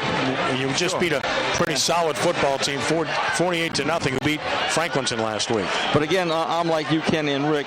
You got to look at where you can get hurt the most. Yeah. And look at it. The kicking game. We're not knocking anybody, but you got to be able to punt the football. Yep. Right. Absolutely. You know that's going to be important. Sure. That's free yardage that they're giving you. Yeah, I mean, if you line up, you guys spot Richard, let me know. If you get to the 20-yard line, you got to pump from your own 20. You don't want to give to them at the 40. I got him. Okay, Richard's ready. Let's go to Richard with Jay Roth. Richard, go right ahead. All right. Hey, now standing down here with Rummel head Coach Roth. At halftime, we talked offense. Now let's talk about your defense. Only gave up 151 yards last week to U High. Now tonight you get the shutout that was denied you last week. Talk about your defense's effort tonight. Played well. We had a team that wanted to grind it out. We held a very good running back to no scores and probably a few yards. So it's had a good performance overall. Now, you said at halftime that you wanted to see your guys come out with some energy, even though you had a big lead going into the break. How do you think they responded to? Obviously, they put on another 21 points on the board. It wasn't in the third quarter though with our ones, but the game was done, and I just wanted to see us kind of stay focused, and we lost focus. That's all. All right, Coach. Congratulations on the win tonight, and good luck next week against Wayne County, Mississippi. Okay, good. Thank you. Thank you, Coach. Back up to you, Ken. Okay, thanks, Richard. We'll get the players lined up. We'll give Richard time to do that as Rummel wins at 48-0 over Covington here this evening. We'll keep it right here while the alma maters are played, and we'll see if we can give Richard time after that to get to David Hensley, who had a monster game. Hensley unofficially 9 catches, 202 yards, 3 touchdowns. Chase Forcade unofficially 11 of 18, 276 yards, 3 touchdowns. And Briston Guidry, who had 2.5 sacks and just totally disrupted things inside the whole game. Well, I think Rubble's 3 down linemen played as well as you can play, Rick. Right. Those 3 guys played one heck of a football game. That's a really good combination, and the linebackers can do a great job of fitting off of them, because all 3 of them will strike you coming downhill. There's not a whole lot of lateral movement out of them, and they move things going forward. It's a great tandem, and some size in that inside as well with their athletic ability. As the Rummel alma mater takes place, get a glimpse of new Rummel principal Mark Milano, former Rummel football star, class of 1990, scholarship to Tulane, and played there, got his degree there. Now he's back at his alma mater as the principal, where his brother Gail Cotter remains the president, and the wind remains the wind. I mean, this is special. I mean, I can't believe we're feeling this in September at Joe Yanni Stadium. We're on a Saturday. This is awesome, huh? It just invigorates you, gives you energy, man. It does. I'll tell you. I feel like I'm in West Virginia. You feel like you're in West Virginia. Unreal. Amazing. It's an amazing performance here by the Raiders tonight. They look the part of certainly the top team in the state right now in this classification, and with a long way to go. There are a lot of really good teams in 5A, a lot of really good teams in Division I, a lot of really good teams in the District 9 5A, the Catholic League, or as my friend J.T. Curtis likes to call it now, the Christian League. So the Christian League. It's all good. Just tell him like a good friend of ours who's not here tonight. call it the league. Okay. We're waiting for Richard to try to track down any of the guys now as they just finished the alma mater and see if we can track down those numbers. The players are going to gather around Coach Roth, so if they're going to meet, we'll probably wait to do that. So let's go ahead and take the break, and we'll be back with Richard and some players in just a moment. This is Rummel Raiders football on WGSO 990 AM, WGSO.com, and through Sportsnola.com. Here's Po Boys at